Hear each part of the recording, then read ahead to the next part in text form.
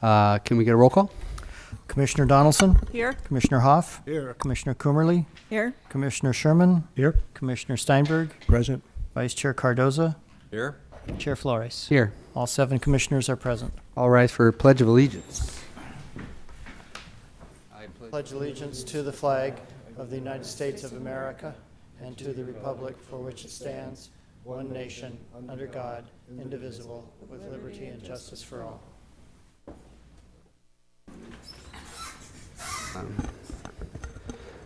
Three items on the agenda tonight, 1 study session and 2 public hearings. This is a time for public comment. Anybody here to speak on items not on tonight's agenda? I have 1 speaker card, Toll Trunks.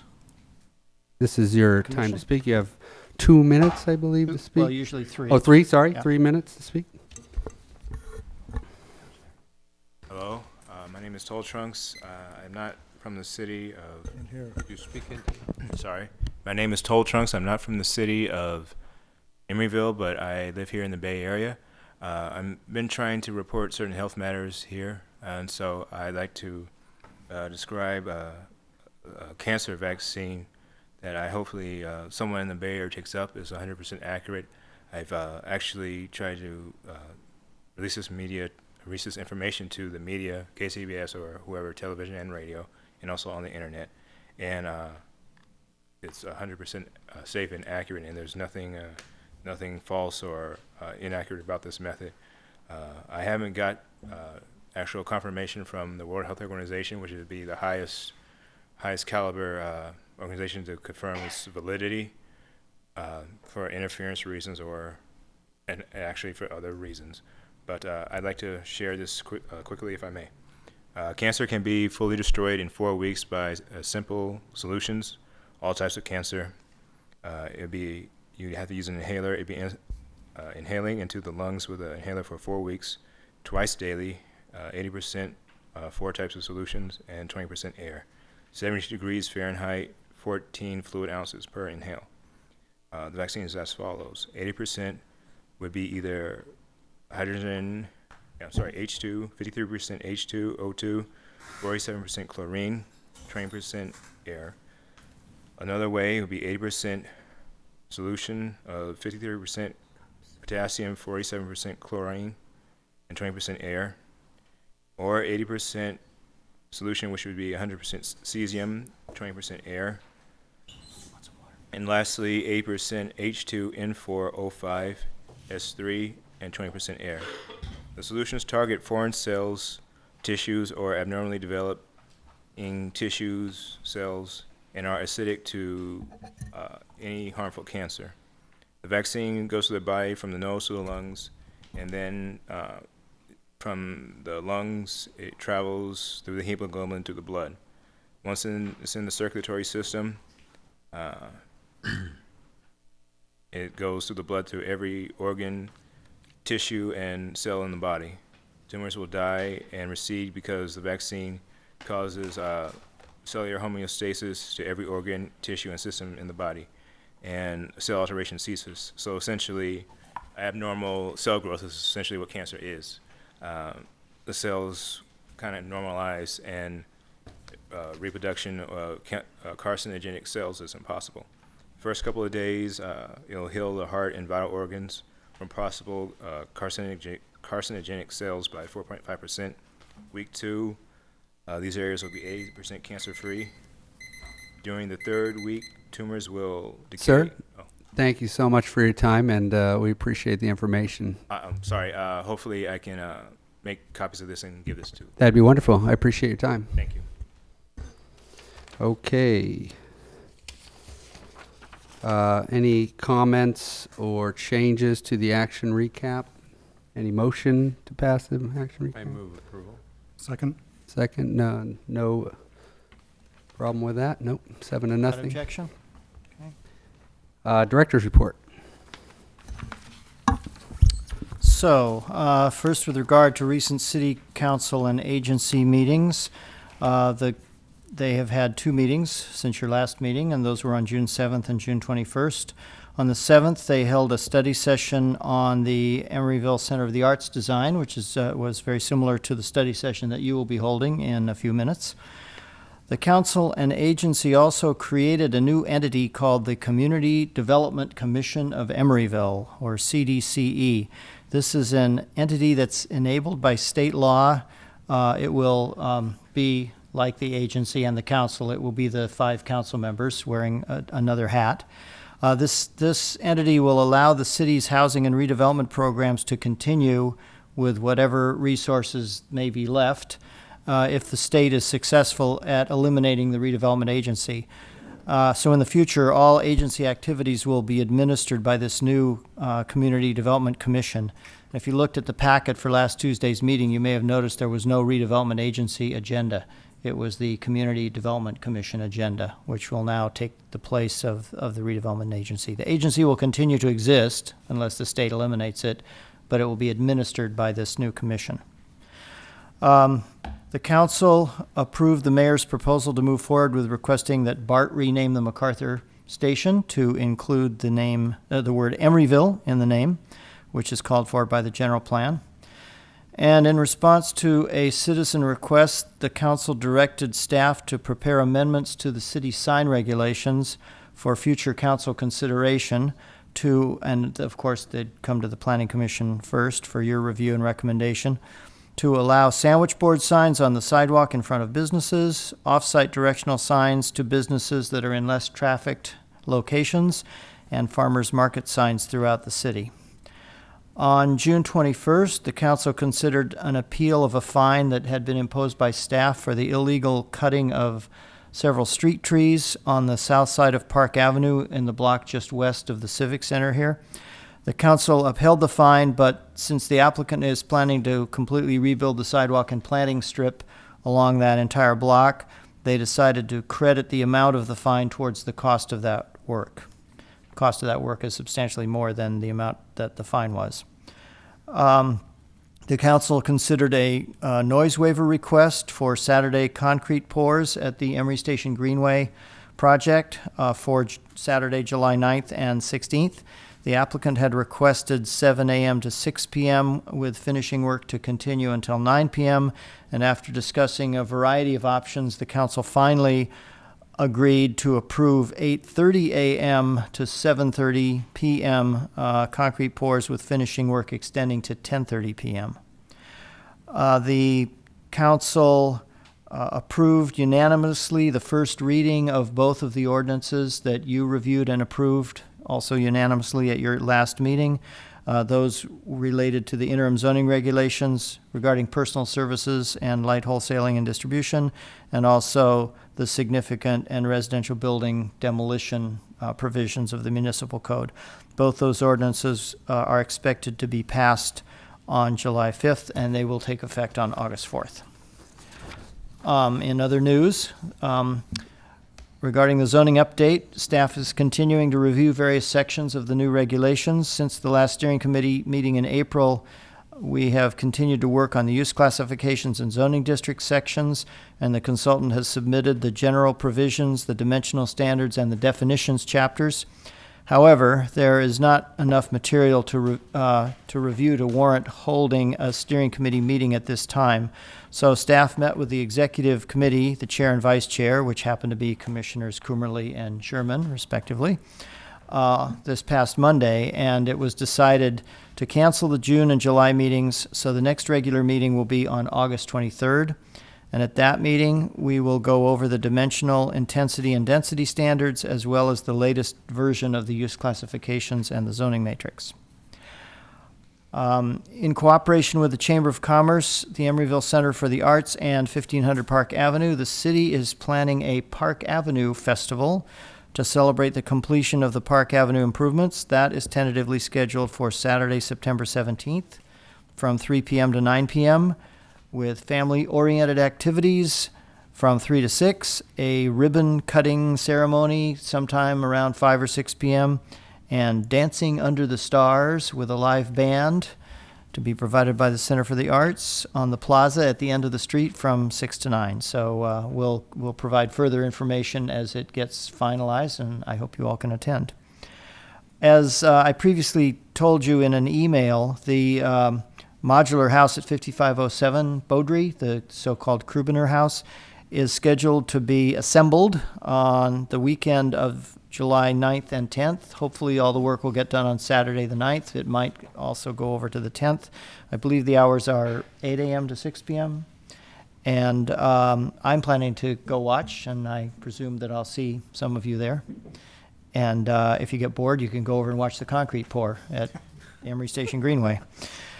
And finally, I just want to remind you that at your next meeting on July 28th, you will be electing your chair and vice chair for the next year. So you might want to start thinking about who you want to nominate for those positions. That concludes my report. I'd be happy to respond to any questions you may have. What was the date for the Center for the Arts event?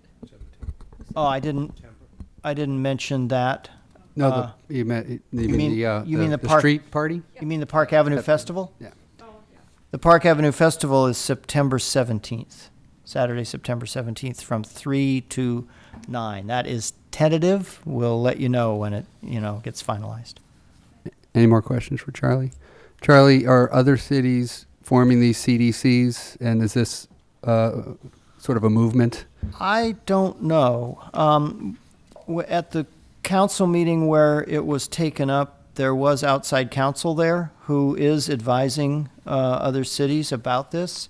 And I understand that the CDC is something that is enabled in state law, and that these commissions have the authority to conduct economic development activities and also are authorized to function as housing authorities.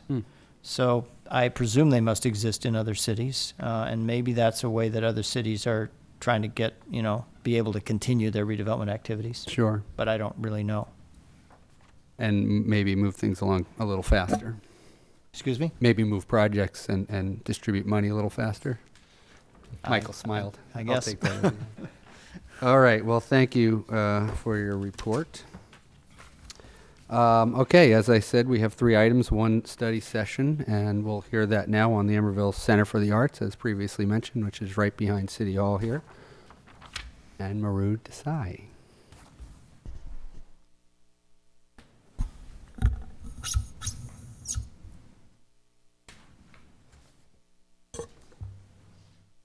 Good evening, Commission members.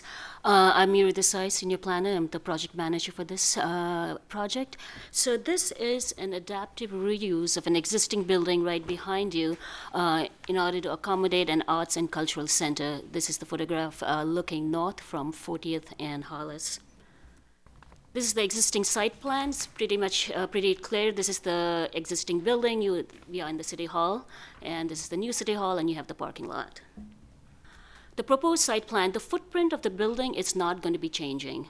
What is going to be changing are three things. One is that we are going to be creating a new plaza between the old City Hall and this building. So this would mean that the existing water fountain and the landscaping that you see will be removed. At this moment, we do not have the design for the new plaza. The other 2 things that are going to be happening is on Hollis. One is the creation of a little parklet right here, and the other is a reconfiguration or relocation of the parking. And this next slide will show a little bit more in detail. So the existing parking is on the west side of Hollis, right next to Rudy's. So that's going to be removed and placed on the east side of Hollis to accommodate the parklet, as well as parking, which would also be used for loading areas. This is the new first floor plan. As you can see, there are 2 main components to this facility. One is the theater, which would be a 245-seat theater, and the other is an art gallery, roughly about 7,500 square feet. And these 2 main uses are separated by a courtyard.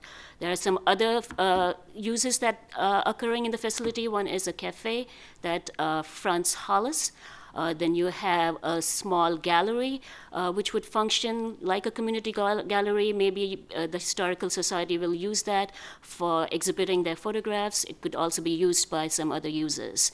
The rest of the building is going to be occupied by office space, as well as back-of-house support spaces for the theater and the lobby. The main entrance to the facility will be on Hollis, and it will be right here, and it will go into the lobby. As I said, there's no change in the footprint, but there is a slight increase in the floor area, and this is through the mezzanine and the catwalk proposed for the theater. And this you can see in this elevation. This is the one facing Hollis. So this is the new component that you would be seeing, and this will be made of metal panels, and the side facing Hollis is a metal mesh. There are a number of other exterior changes that are taking place on the 3 sides of the building, and in order to avoid repetition, I'm going to let the applicant go through each and every one of them. A little bit about circulation and loading. The red arrows basically indicate how entrances will work for different users. So you have the cafe entry here. The main entry, like I mentioned, would be through here into the lobby. The theater entry would be on the side here. This will allow some queuing space, which right now is used for parking. There'll be an entrance to the gallery, as well as another entrance right here. In terms of loading and unloading, you see that in blue. Mainly, it's going to take place on Hollis and 40th Street. You can see one space here, and another space that will accommodate the cafe or the restaurant would be located here. The space on 40th will accommodate the gallery, and the theater operations would need to occur on Hollis from here. In terms of operational characteristics, this is supposed to be a center for contemporary visual and performing arts. It is expected that at least 4 art exhibitions will take place per year.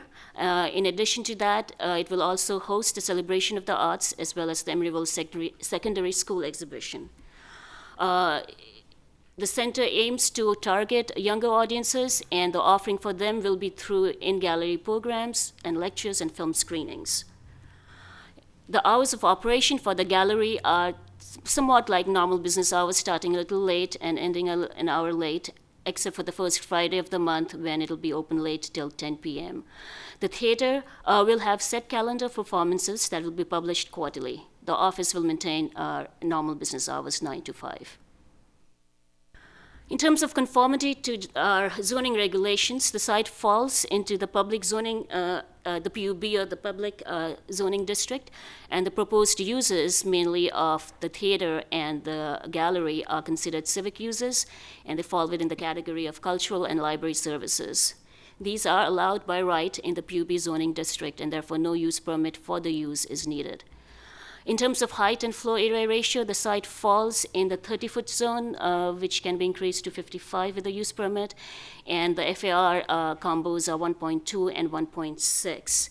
There is only a small increase in FAR in the form of the mezzanine area that I showed you earlier, and the change in FAR is minor, from 0.86 to 0.91, which means that the FAR is within by right component. The existing height of the building is 18 feet, and the mezzanine portion of the building will reach about 40 feet, so the project will require a use permit to allow the height about 30 feet. In terms of parking, as our zoning regulation outlines that if the use does not require a use permit, then no parking is required, and none is proposed. However, as you know, we do have a public parking facility right behind us, and we also hired Fair and Pears to do a traffic report, which examined the project's traffic as well as parking impacts.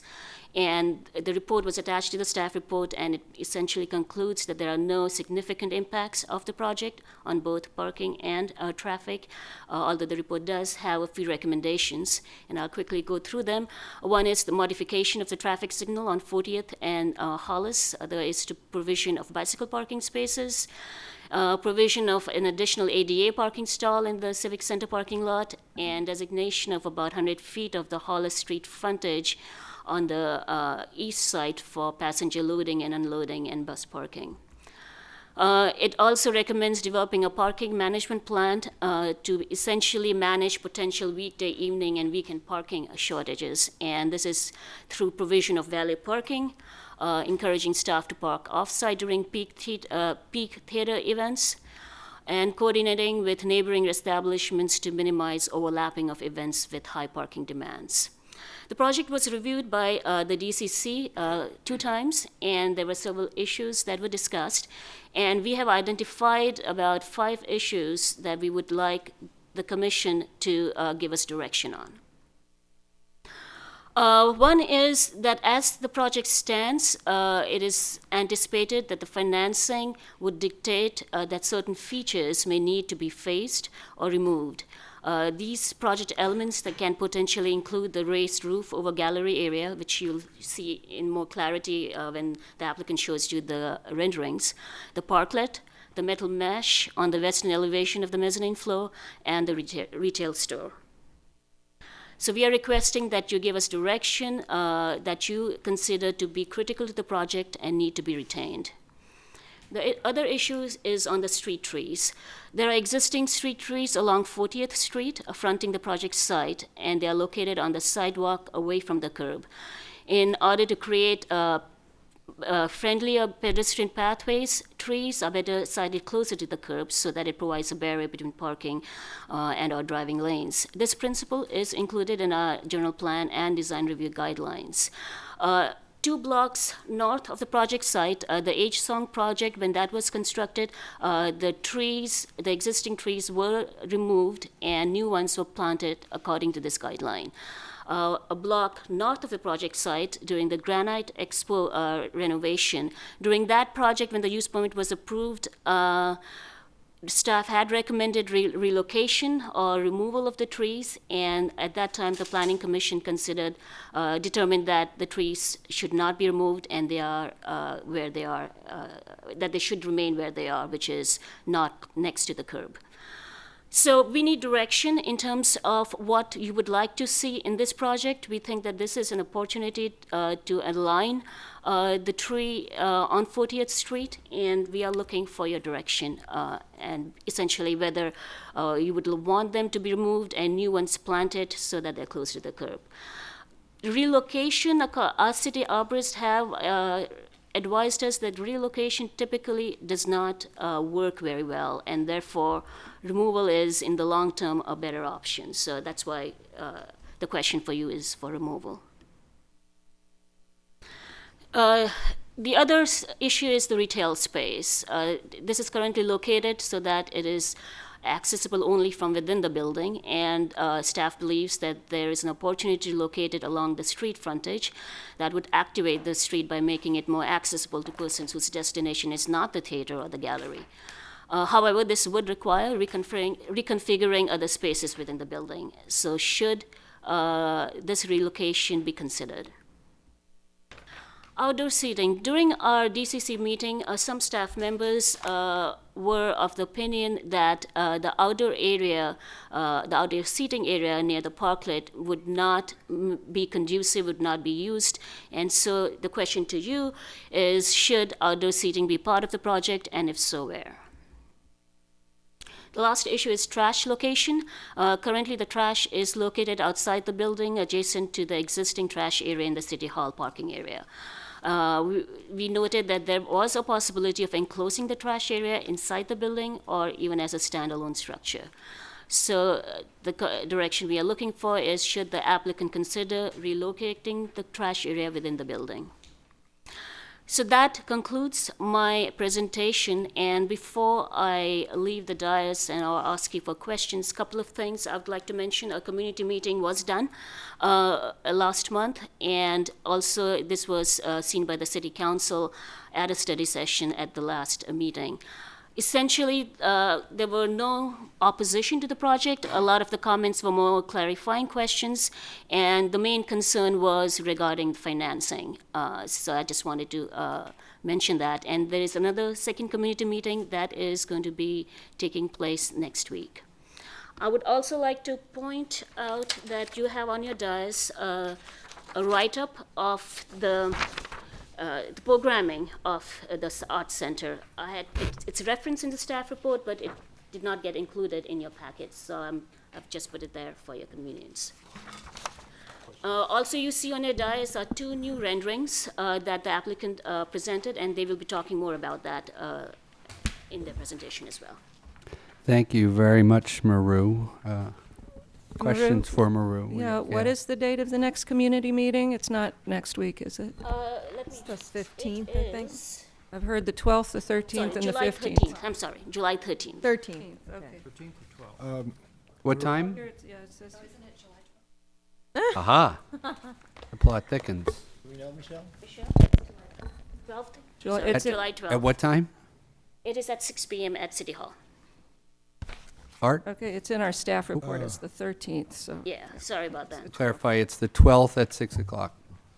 Maru, you mentioned that the retail store is not accessible from the outside, but the plans we have show entrances on Hollis Street. The plans that were submitted to us To the retail store directly? directly. Yeah. It's inside. That's the cafe. I'm talking the cafe. Yeah. Okay. Oh, you You're said talking the, about the retail store. I'm sorry, you said the retail store is not accessible. That's right. Forgive me. Any other questions for Maru? Buzz? Is there financing in place for both the construction and the operation of this facility? I'm going to let somebody from the economic development talk about that. Nancy B. Sorry, what was the question again? Is there financing in place for both the construction and the operation of the facility? No, at this time, there is not complete financing in place for the construction, which is what the redevelopment agency would be considering providing financing for. The redevelopment agency cannot provide financing for operations. So the redevelopment agency's contribution to the project would be a ground lease of the building itself and additional funds to support the renovation of the building. But the redevelopment agency does not have all of the funds that are necessary for renovation. And who is providing the financing for the operation? It says there's a full-time staff of 6 and That's- 3 part-time workers. So it's self-financed by the ECA itself. So Sheila Bergman's here, and she can answer that question for you. Thank you. Thank you, Helen. That maybe it wasn't clear, the ECA is a separate private nonprofit entity that was created by the city to run this Done with you, facility. Maru. And they have their own board of directors, Maru? their own staff. Not yet.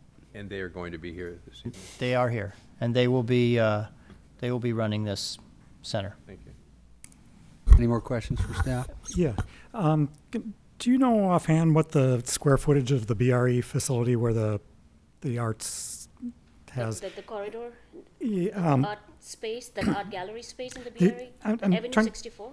yeah. Well, the BRE space that the Celebration of Arts has been held at. I in mean, the last across couple from years. the former Woodfin? Yeah. Just for comparison's sake of, No idea. give me a feel The for potential Wells Fargo, that space? Right. that space. I wouldn't have it Okay. offhand, I'm sorry. It's around 8,000 square feet. Whoa. 8,000? So it's comparable to, if, yeah. Okay, so this gallery space would be a little bit smaller at 7,500 square foot for the gallery? I think it's about the same. Okay, great, thanks. Any more questions for Maru? I have one. The trash area that's shown on these plans, you said that's existing? There is an existing that we use for that's currently there, and they are proposing another one. Well, the I one see. that's existing is in the city parking lot. So what we see here, the one that juts out into the parking lot, that's there now. That's there. Right. But they would be adding another one on their side of the property line. So there'd be two side by Side side. by side, yeah. And what was the staff's recommendation, or were they just looking for direction on? Well, during the DC's meeting, it was discussed that there is a possibility to have the trash area within the building, probably inside the envelope, because right next to it is the gallery space. And if you go to any galleries, it doesn't have to be a rectangle.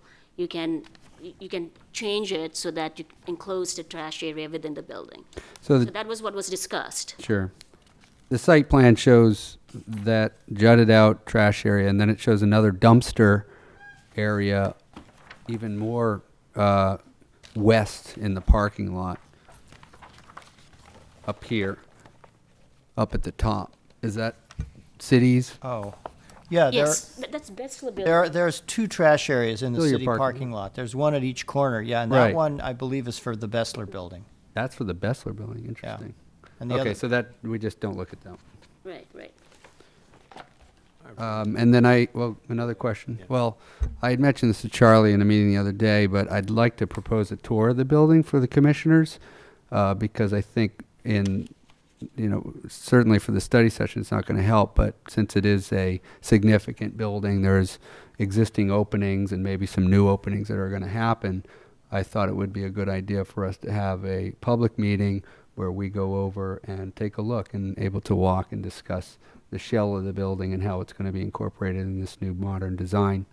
So at some point in this meeting or towards the end, after we confer, we can do a straw vote on a time. It would be quick and just walk through it together and have a meeting. And I assume that you would want to do this before the project comes back. Absolutely. For That's sort of the purpose. Thank you, Maru. Oh, I'm sorry, Buzz. I have a question regarding the space for the Emeryville Historical Society. It seems to have no archival space whatsoever.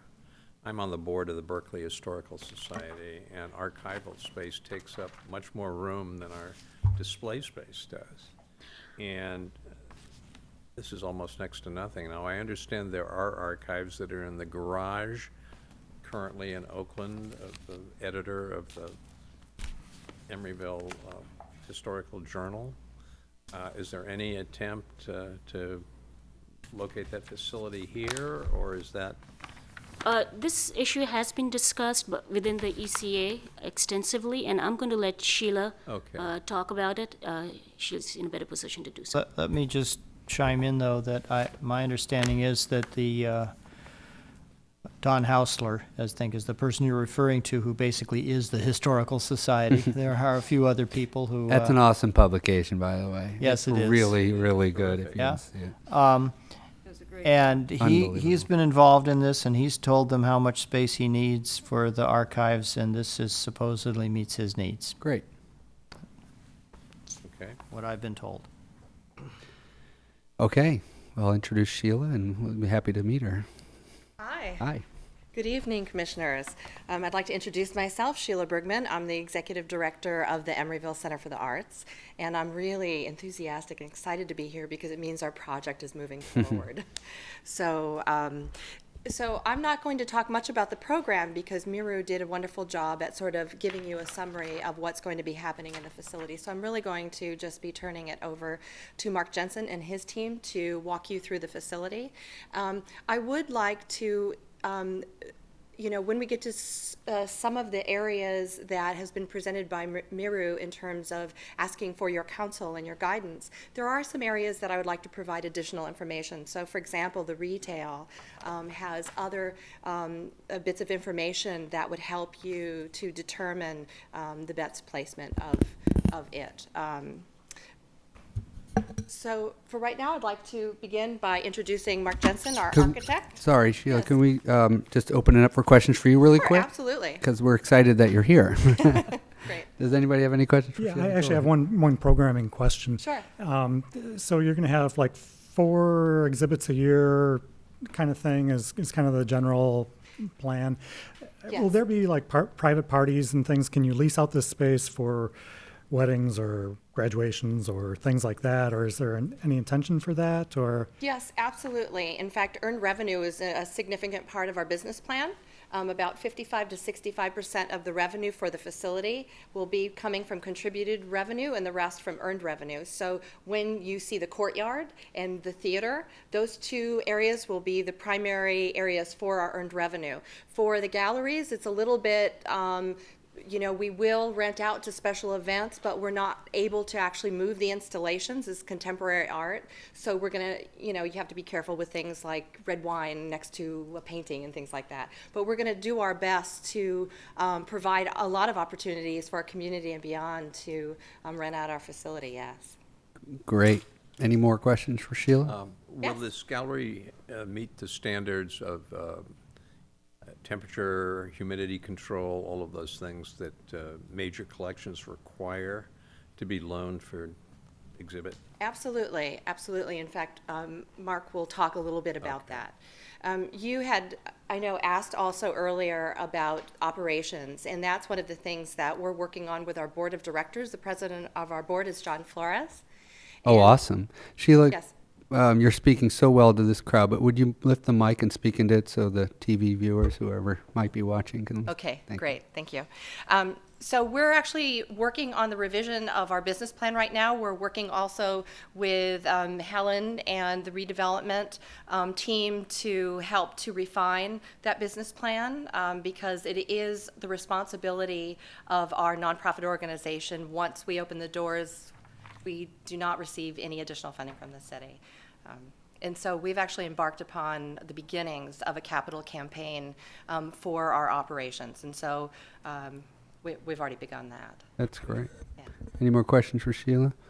You mentioned earned revenue. I like those words, and that segues into my question, which is fundraising. And this is a good time to mention maybe what fundraising events you might be thinking of over the next 6 to 12 months as the project is going up. Because Well, what we're doing right now is we're doing individual cultivation. As you probably know with nonprofits, is that you start with your board and then you start with the board's community and you do cultivation there. And you, for capital campaigns, you tend to first go after the very large gifts. So we're looking at 6-figure gifts and above for the next 6 to 8 months.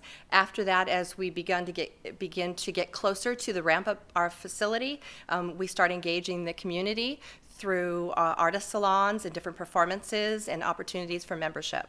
So, and actually probably in the next 2 or 3 months, we will have revised that plan and we would love to share it with you because that way you can support us and help us with engaging as many people as possible. certainly, I would Yeah. suggest coming in here as much as you can. This is an Great. exciting project, and Good. we're right here. So Okay, thank you. Thank you. And now, Okay. Excellent.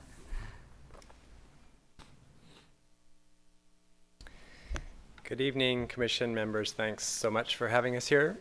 My name is Mark Jensen, Jensen Architects, and I have with me from my office, Steve Hughley and Dean Orr are also here tonight. I wanted to start by saying how helpful staff's been. We've had several meetings, and they've been instrumental in clarifying all the guidelines, constraints, and also just the overall vision that you all have for the ultimate place of this project in the city. I'm going to walk you through the drawings that are in the booklet that you have in front of you, and then more than happy to take questions. So I'll start by saying that the few core principles here. We decided very early on that it was important to maintain the character of this existing brick and timber warehouse. This sort of speaks to Emeryville, and I think the vision of this Center for the Arts is a place of texture and life and not the sort of generic white or black box type of museum. So the existing building stays. Having said that, there are certain pieces of the program that simply do not fit from a height standpoint. Most specifically, the theater needs a much taller volume than the existing building. The underside of the existing trusses is about 12 feet right now. Second piece of program that doesn't fit in that space are the galleries. Contemporary works of art need much more than 12 feet to be displayed properly, whether that's 2D, 3D, or even video types of work. So you'll see that those two volumes are popping up above the existing roofline. Other than that, we've really tried to respect the existing brick walls and the existing truss structure as well.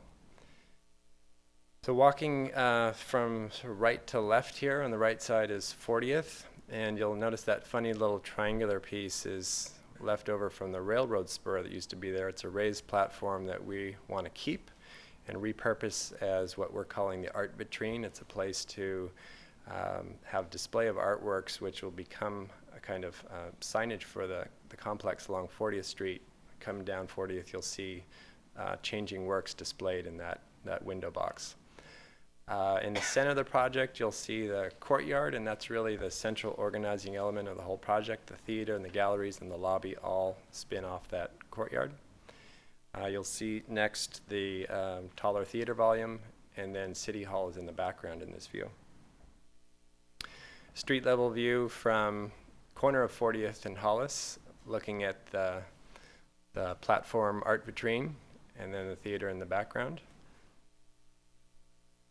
Now looking from the City Hall side, the gallery that you were just talking about, the community gallery that Emeryville Historic Society is given its prominent location right in the corner as you turn in towards City Hall. You'll also see in the middle of this rendering the entrance to the theater. I might already point out in these views that we're trying to keep the existing openings intact. But there's a couple places where the program suggests much larger openings than the existing small punch windows. So it's a combination of new and old playing off each other on the brick walls. We're zooming in a little bit closer on the theater entry. One of the things that became very clear in speaking with Sheila about this project is that different pieces of the building need to function concurrently. So although we do have one primary entrance, there may be times when theater events will be happening distinct from other events in the Emeryville Center for the Arts. So this allows direct access into the theater lobby. All the program is placed, we'll get to the floor plan later, but all the program is placed such that we're trying to activate the street as much as possible. Even views up to the second level, you'll see the second level lobby right above the front door there, which is the top of the house of the theater. Top is the front view of Hollis Street, and then on the bottom is a section cut through the raised roof portion of the gallery.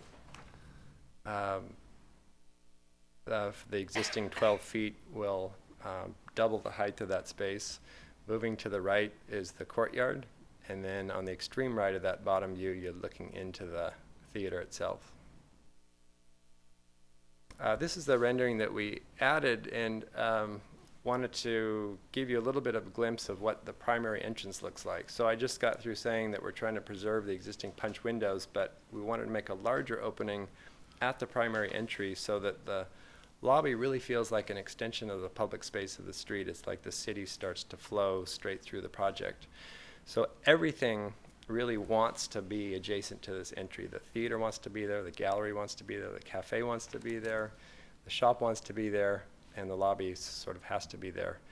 So what this view is showing you is that moving from the right to the left, you've got the cafe spilling out onto the sidewalk. You've got the entrance to the gallery visible already from outside the building. You've got the shop, maybe this pointer will work. So cafe, gallery entry, shop, and then the interior garden courtyard, and the theater entrance is right there. So already from the sidewalk, all the different pieces of the program unfold. In terms of the existing opening that's there, since you don't have any elevations of the existing, how much larger is that on a percentage? I mean, there's a roll-up door there. Yeah, this is quite a bit larger. Right here, that's an existing that opening. Exists, yeah. So you can see this is quite a bit wider. It's So really it's an opening like that. It's effectively the full width of the lobby.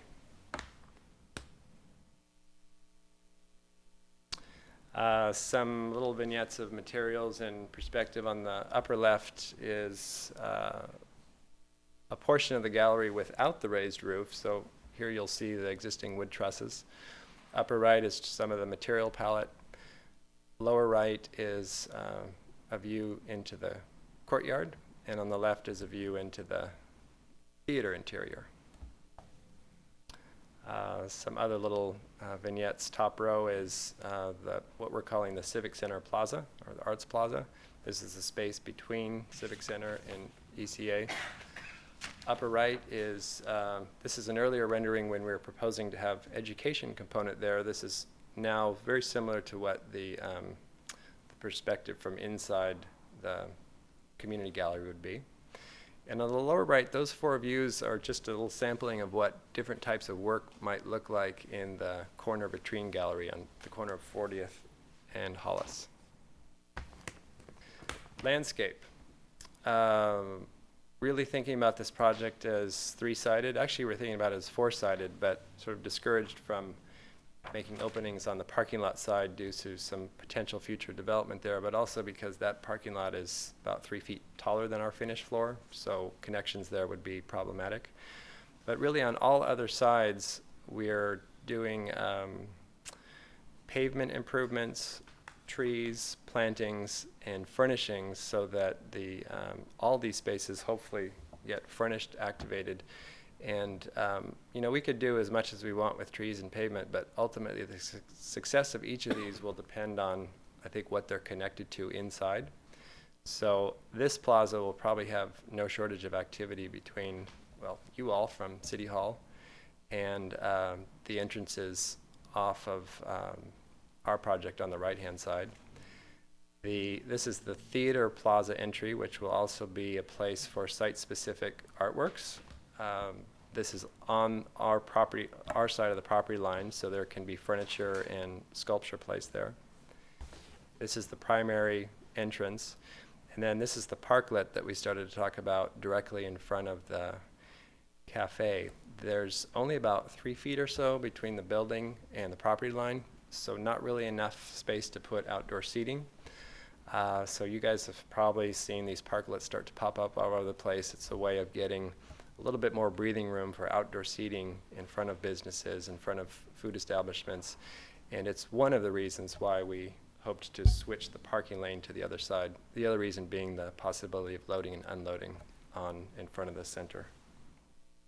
And then wrapping the corner here, we are proposing some direct loading into the gallery off of 40th. And then the trash that we spoke about is right there. Before I change this slide, just to talk a little bit about the trees, we're totally in support of the general idea of moving trees from the building side out towards the curb side. That's exactly what we're doing along Hollis Street in front of the parklet. We have been made aware from Public Works there might be some challenges to that along Hollis Street because of some underground utilities, but it's our hope that we'll be able to do that. On 40th, it's a little bit trickier for a couple of reasons. One is the building doesn't go right up to the property line. We actually have quite a bit of space between the building and the back of the sidewalk, which is where the trees are now. We really hope that this little art vitrine becomes a real interesting thing to animate 40th Street to passersby and people in their cars, which suggests one advantage of keeping those trees is they are mature. Their canopy is a bit taller, so you can see through those into this gallery space. It would be a concern if we take down these mature trees and plant new trees out at the sidewalk that they'd be smaller and start to block the view here. So in so much as they're well-established trees, there might be some argument for not pushing those out to the curbside.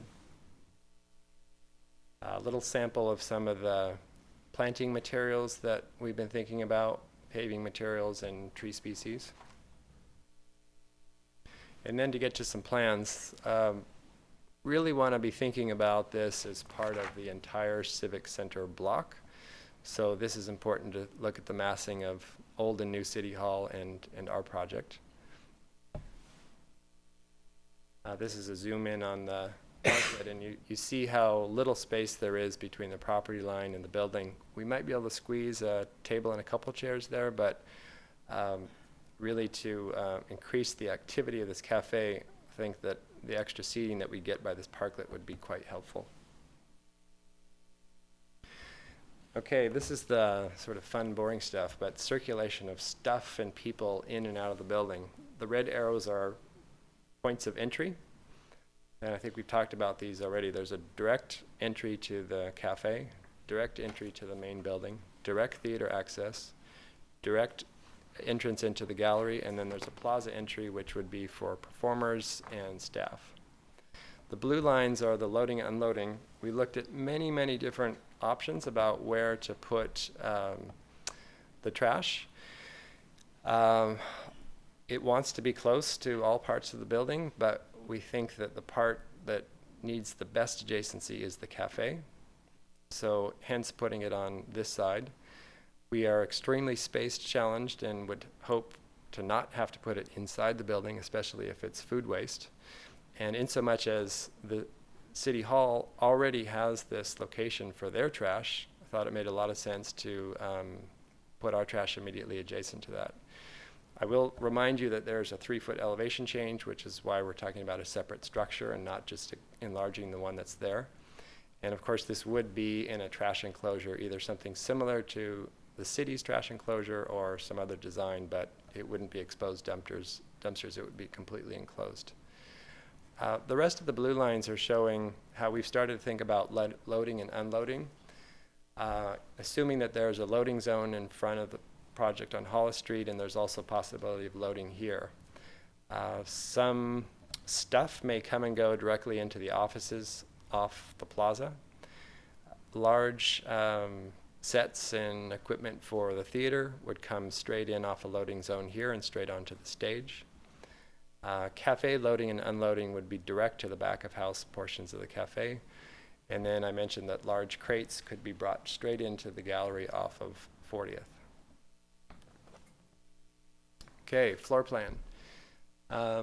You guys can cut me off if I get into too much detail, but I'm gonna, because Miro already covered a lot of this.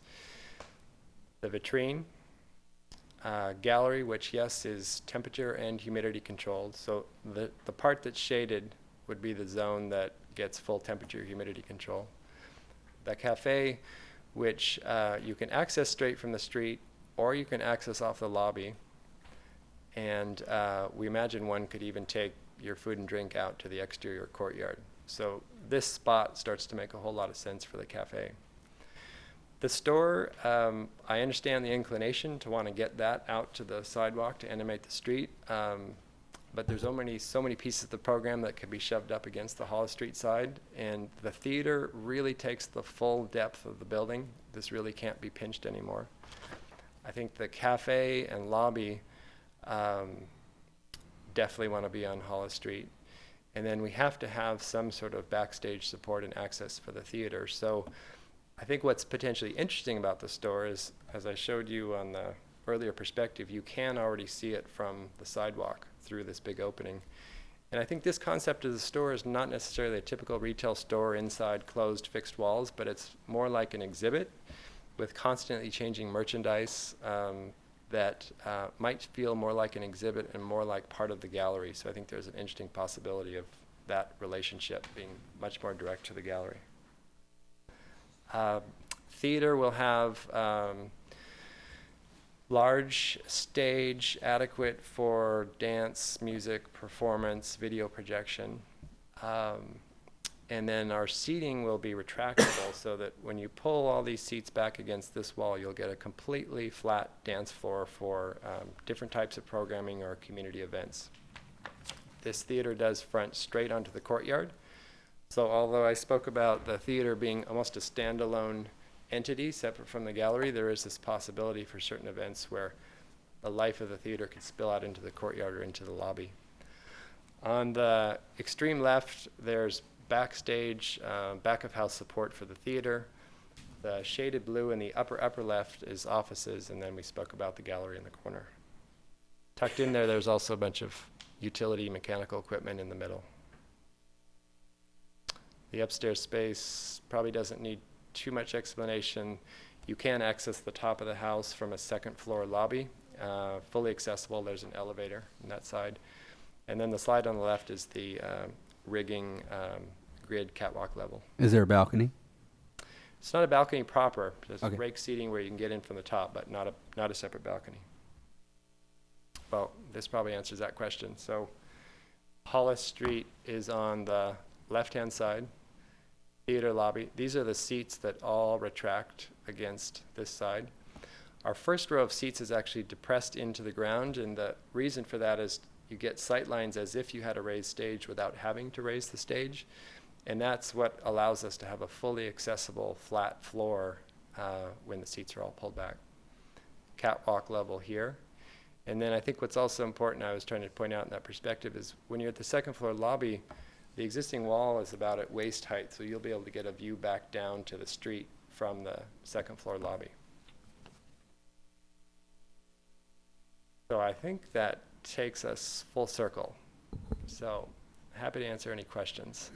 So where those depressed seating, the 2 rows of depressed seating, there's some kind of cover that comes over when the Yeah, seats go up? exactly.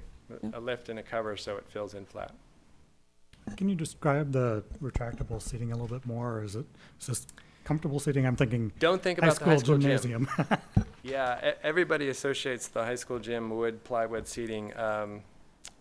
These are fully upholstered, comfortable seats. There's a couple different types that we're looking at. One where the seats are fully integrated and tucked back in with the platforms. But there's other types where the chairs can be removable, which is the type we're more interested in, because then you can pull back the platforms but use the chairs on the flat portion of the stage. Any more questions? Space for the workshop and storage area, is that sufficient space for props and sets and things like that? Yeah, it's a great question. As you can imagine, since we started work on this project, we've had multiple programming meetings with Sheila and with artist groups and with all our engineering consultants. And every specialist has their own wish list, and each one of them could probably fill up the entire building here. So striking a balance between all these different components, we have had both performers and our theater consultant look at that, and they could always use more, but they think this is quite functional. Okay. Have any catering firms looked at the cafe and the kitchen space and putting their stamp on it? To me, it's kind of an odd-shaped U that doesn't look like it would function very well for catering. Yeah, the short answer is no. We've not yet gone into detail with any food service consultants or caterers. I think Sheila might want to speak to some of our ideas about how this cafe gets run, which could be pretty interesting. Right now, I would say it's the point of it's zoned how we want to zone it, but that back of house line definitely needs another layer of scrutiny. I think that's one of the suggestions I would make, is just have a couple of caterers come in and take a look at it and see what would work best for them. The other question is the screening of the HVAC equipment on the roof. How visible will that be, and how big? And well, one of the reasons that we're asking for the 40 feet in height is partly to accommodate the taller theater space and the catwalk level, but also fairly tall parapets. Okay. So we've sized the parapets currently to be as tall as the equipment we imagine being up there. Now, there's likely to also be some equipment on top of the gallery taller roof, and our parapets are not as tall there, so we'll want to be careful about how that's screened. Mm-hmm. And then for the gallery space, is the vestibule entry, is that the only entrance into that space, or I'm not really clear what's across from the courtyard. Does that open up to the courtyard from the gallery space? Yeah, so you probably can see on your printed plans better than the projection, but off the street, off the main lobby, this is what we imagine as the primary entrance to the gallery, so there's likely to be signage about, or graphics about the current show here.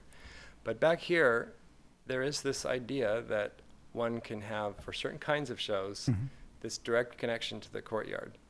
Now, certain kinds of work won't be able to tolerate that natural light, so we will have to partition this off.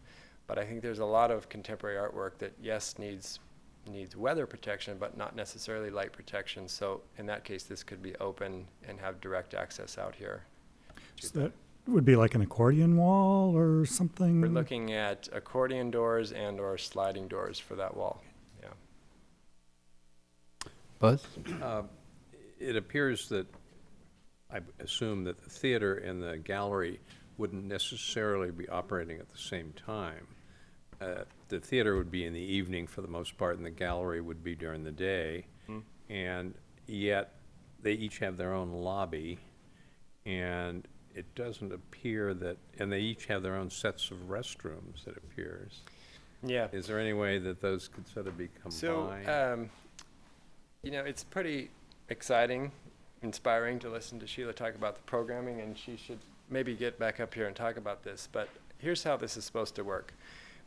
When there's a theater event going on and the gallery is open, because there could be daytime performances, this can be divided off or roped off such that people enter here for the theater and can enter here for the gallery, and they can both be open at the same time.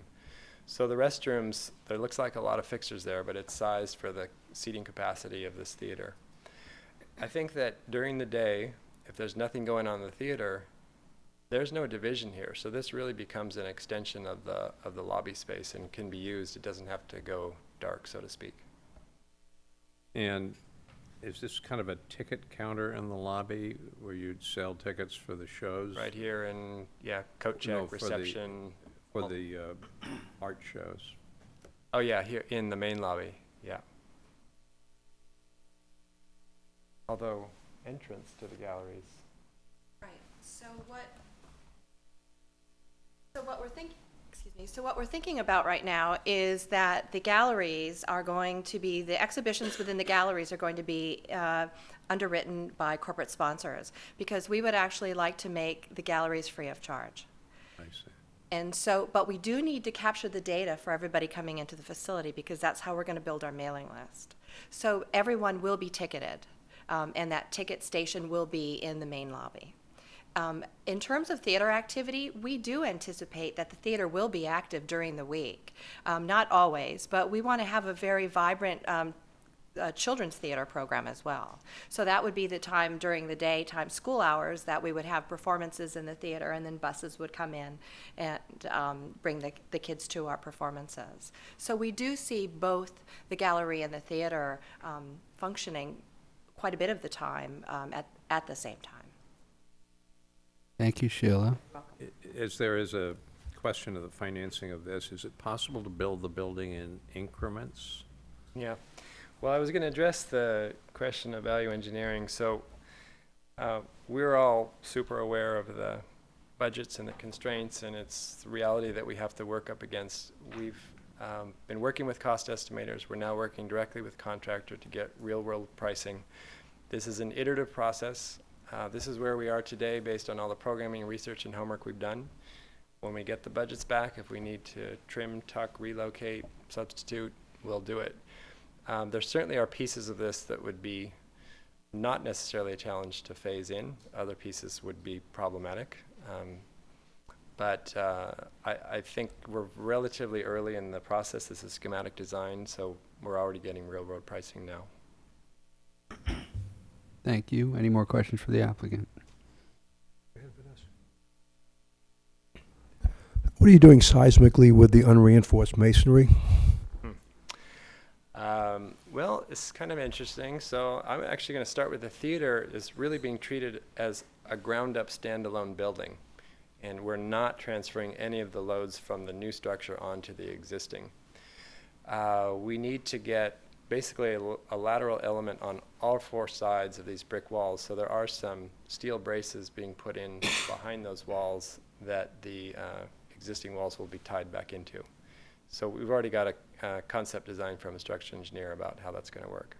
Is this going to be a lead project? Yes. What are you trying to achieve? Silver? Silver? Silver? I don't think the trash works personally. I mean, along 40th Street, which is a public right-of-way, did you check that with sanitation and other pickup services to see if they can use a right-of-way for emptying the dumpster? I mean, in terms of the parking lane? Is that a parking lane that you show there? There's at the corner there's a bus stop, and then back about a little past halfway, it becomes parking. So there is space there for a truck to pull out of the line of traffic. Mm-hmm. Now, let me ask you a question as far as back-of house for the gallery functions. I don't think there is any here. Everything seems relegated to the theater production. So you get a lot of crates, you get a lot of artwork that's boxed and crated. Where do you unload? Where do you break it up? How do you get the pallets removed? And that's a big operation typically, even in a small gallery. Yeah, good question. What you're not seeing on these plans is how the gallery might be divided up. So we've got a bunch of alternate plans for partitioning systems inside that gallery. There might be a show where this wants to be left all wide open, but more likely there'll be at least a few partitions for hanging vertical work or for subdividing the gallery, possibly where the step-in section is at the tall space. Where I'm going with this is there may end up being some interior non-load-bearing chipboard partitions to segregate part of it for some of the stuff you're talking about. Mm-hmm. And for future presentations, I'd love to see a night shot of this. This is a totally different building at night, and I saw a little glimpse of it in the vignettes, but I'd love to see what this looks like at night. Well said. We actually have been working on some night views and be happy to share that. That reminds me, I wanted to make a little note about the elevation of the theater on Hollis.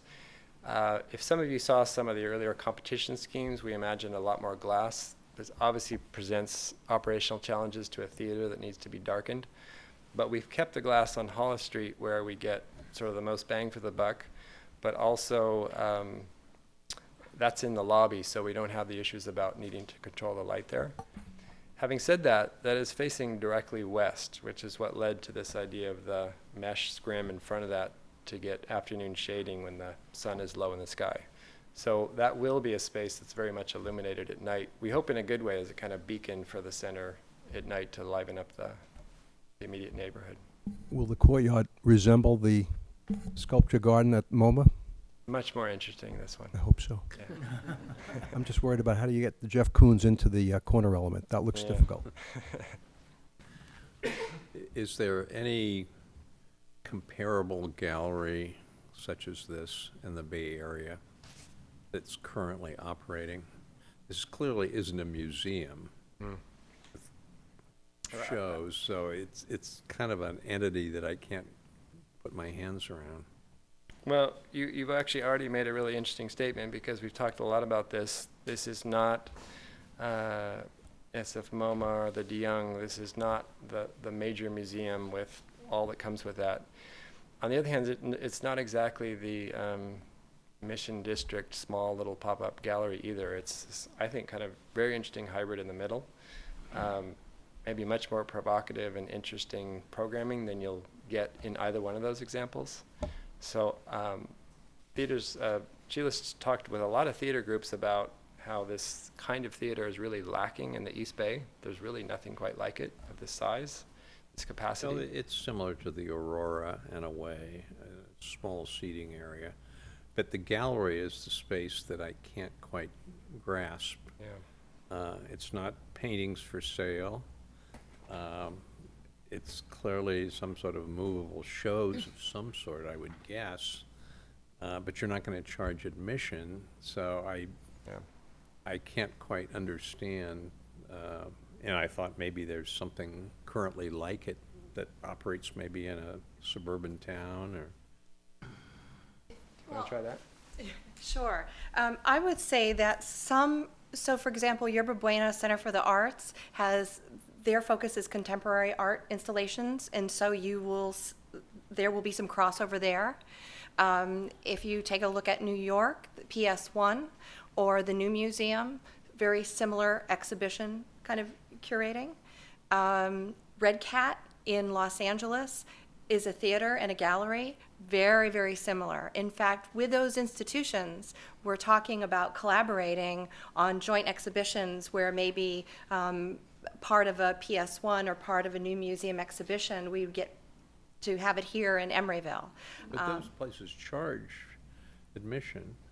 They do, but over the past 10 to 12 years, many museums, particularly contemporary art museums, have been doing their best to actually get underwriting, like the San Jose Museum, in terms of having free admission. And so we're small enough, and I think that the way that we're actually working with our arts community, I think we'll be able to do it. And I think that as we grow, we might take on some more ambitious exhibitions, and it might cost more, and then maybe we'll ask for a contribution at the door as a part of that experience. But all in all, we're really going to do our best to see if this can be a free exhibition program.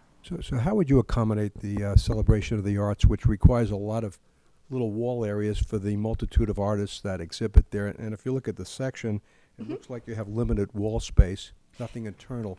Will there be demountable walls that you have to store somewhere for that occasion? Yeah, yes. As Mark was saying earlier, is that we're looking at different systems for the gallery, and we've already negotiated with Celebration and with Sharon Wilshire, who's actually on our board of directors as well, that they're going to move the they're going to move their exhibition from October to September. So we're going to begin every year with a celebration exhibition. They'll take over the galleries for the entire month of September, and then we will have our exhibition program begin in October. Also, Youth Arts Month is April, and so the first 2 weeks of April, we will actually transform the galleries into a youth arts program. Our focus is on middle and high school. And so there are 2 set times throughout the year where we'll have community programming. And then I've also been working with the Historical Society on the gallery. And what we're trying to do is come up with a system that would help to exhibit some of the amazing photographs and information about the history of Emeryville. They're actually going through and digitizing. They've been very slowly digitizing all of their archival materials, but it's not that much. I mean, literally, it's just like one big file cabinet. Could you speak a little bit about the retail store, about your vision for that? Yes. So the retail store is what we're looking at is having the items in the store being objects and artifacts made by the local community of artists, local meaning the region. And so it wouldn't be your typical retail store. It wouldn't be, it wouldn't look like an SF MoMA or most other museum stores. It would actually, you'd go there and you would find one-of-a-kind, unique items.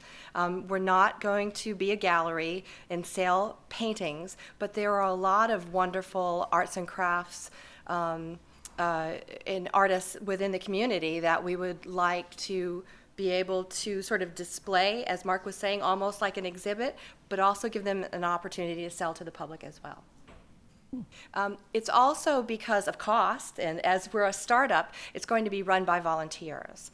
So, and it will only be open during, at least right now, our thinking is that it will only be open during the time that the gallery is open. That actually also has the hours of operations and what we have in there and who's in there has tax implications for us too, because we're given a ground lease. So as you know, that ground lease is as if we own the building. So we're really doing our research and working with some nonprofit attorneys to make sure that our activities within that store doesn't trigger higher or taxes for us. So that's one of the things we're sort of sorting out right now. Thank you. Can Thank you you, Sheila. describe a little also about the cafe/restaurant? Yeah, the cafe, you know, we're still the board and you know, in the city, and all of us are still in this conversation about the cafe. But one of the things that we were talking about and that I've been sort of pursuing in conversations is having the cafe connected to our mission. And what I mean by that is so I've been talking to Greystone Culinary Arts Institute up in Sonoma and also San Francisco. And what if we had guest chefs come in and be on the calendar as sort of a part of, you know, Meet the Artists? And so, so we were thinking that maybe we would have a partnership with a nonprofit culinary arts institute, that they would send their graduates over to the cafe for a couple of months, and that we would be sort of, you know, having the community get to taste some wonderful culinary delights of emerging chefs, just like we hope to also have emerging artists in our facilities as well, if that makes sense. So that was just one conversation, but we've been actually pursuing that conversation quite a bit. So, Okay. yeah. Questions? I have For the another applicant? question. Have there been any acoustic studies done for the theater? Yes. And Yeah, actually, our engagement of our acoustic theater and AV consultants is relatively recent, so this is sort of hot off the press. But a bunch of issues here: noise in and noise out. So that's the assembly of the walls. Acoustic qualities of the room itself, how absorptive or not absorptive it is, and then the amount of equipment we'll need for these various types of performances or events that may happen here. So I can tell you that we are working on wall assemblies and wall finishes to address all those acoustic things. The shopping list of equipment is extremely broad at this point, so I think it's part of the costing exercise that we're doing right now. We've got a wish list. It's getting run through the budget mill, and we'll see how much of that can get implemented. And I know you briefly touched on this, but the main access for in and out for the theater, props, pianos, etc., is 6 foot 4 inches wide. Yeah. Is that really going to be okay? Right down here is a 10-foot. I did see that, and I did see the larger doors that'll open through the practice room. That could the open. idea is that off the street, through these doors, down this hallway is the straight path to the theater, and that we're working with sort of 10 by 10 dimensions. Mm-hmm. There was a thought that if we succeed in getting these courtyard doors operable, that there's even a sort of path straight through the lobby if need be, but I think if we can get the 10 by 10 dimension clear, we'll be okay for most of what we need. And can you talk a little bit about the entrance, outside entrance to the theater lobby? I believe there's like a wood decking material that was the entire paving. So, well, those paving materials are preliminary, but the thought was to demarcate it a little bit from the rest of the sidewalk and give it I almost want to say more domestic character to it, or more garden-like character rather than just more concrete, and perhaps even thinking about pervious paving in there if we can get that to work. So both the courtyard and that space, I mean, you mentioned SF MoMA as an example. I think the vision here is something that's a bit more lush and green than that example. So the texture of the wood was the generally part of this more garden-like and less hard surface-like approach. And the metal mesh scrim, is that going to be expanded metal as shown in the material? Expanded metal mesh is a leading candidate because it sort of does everything it needs to do. It's sort of actually angled like louvers, so it's perfect for solar protection but still giving views in there, and it's relatively affordable. But we're looking at some other options of perforated or slats or other candidates.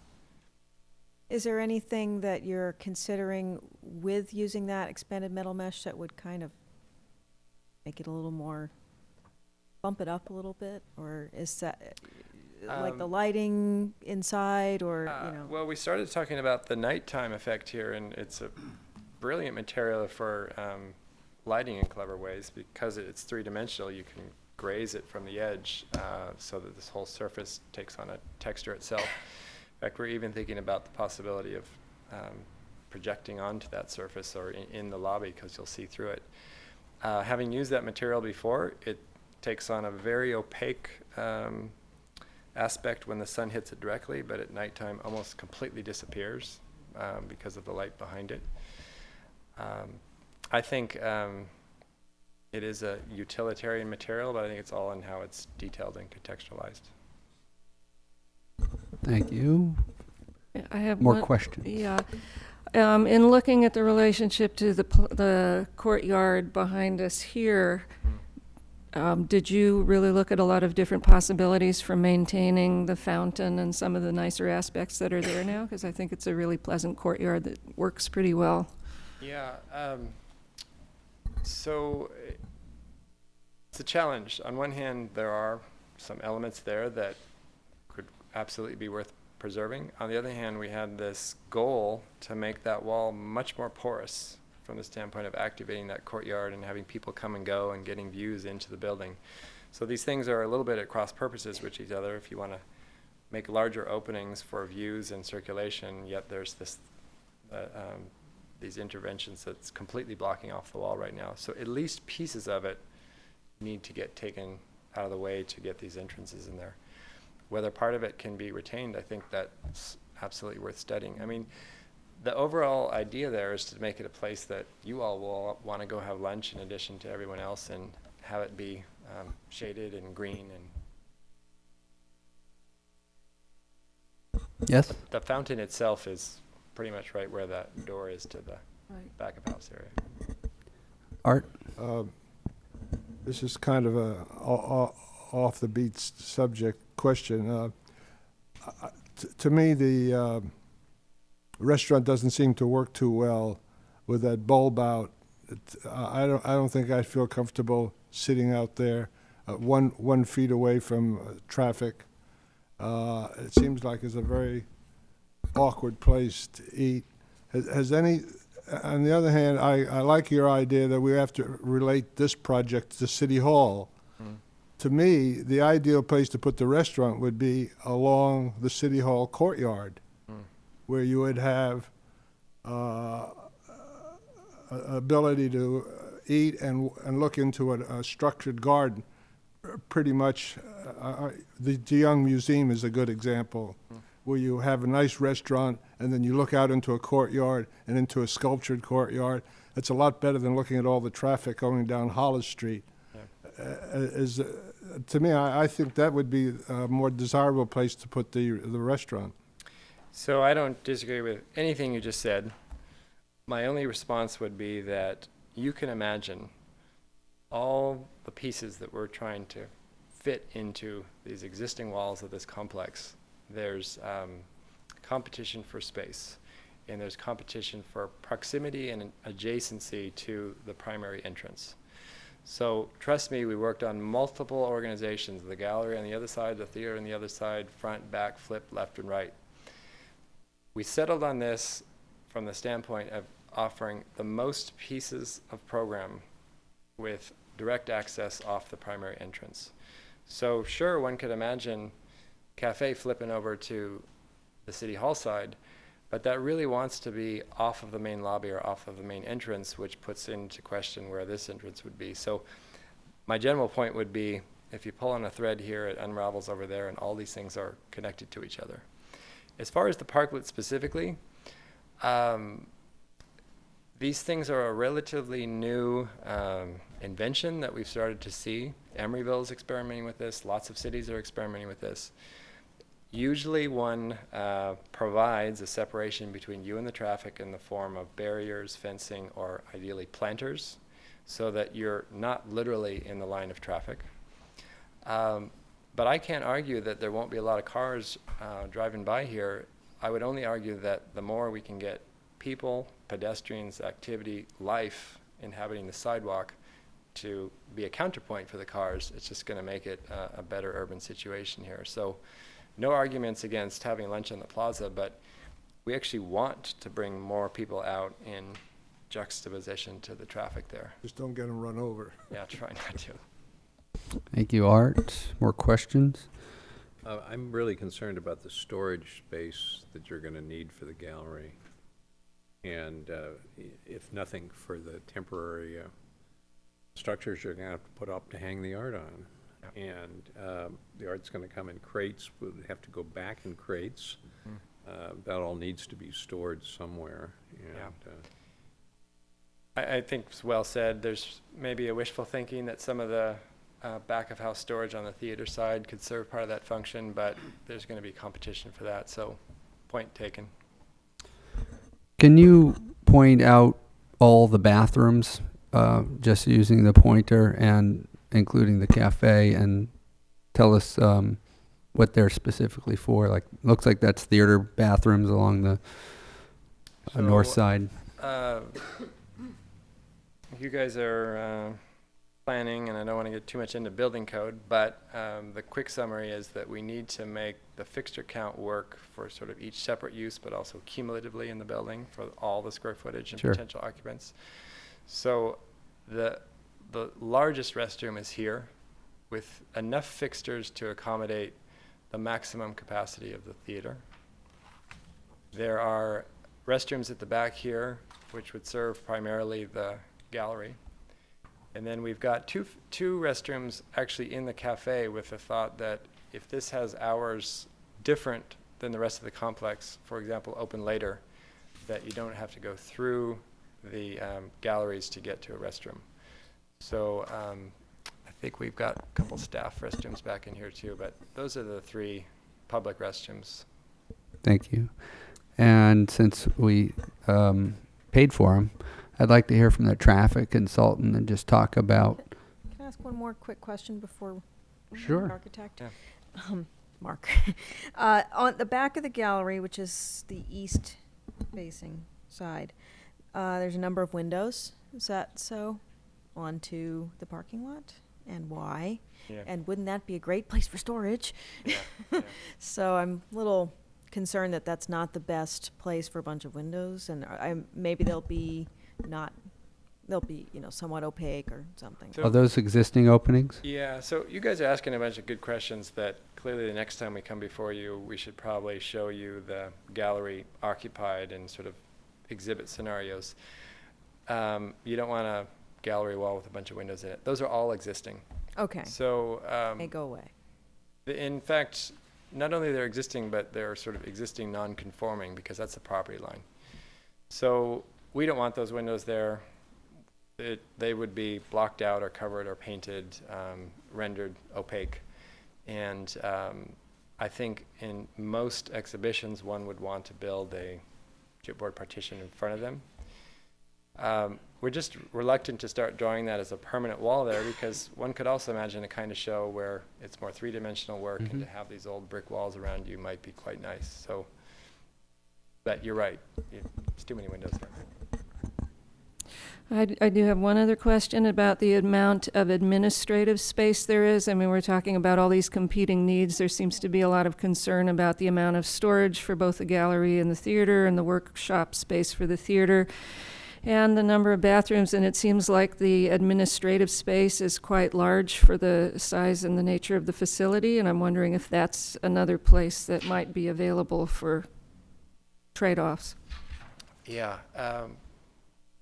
We actually have the opposite concern that to make this the kind of institution that I think we, Sheila, and the entire city hopes it to be, it potentially will take even more people to run this properly long term. Now, it can't open with that because this is a startup organization, but an organization with the kind of ambitious programming that this has may in fact need more people. I mean, there's a person that's going to have to be the guy that knows the theater and where all the keys are to all the lights and all this stuff.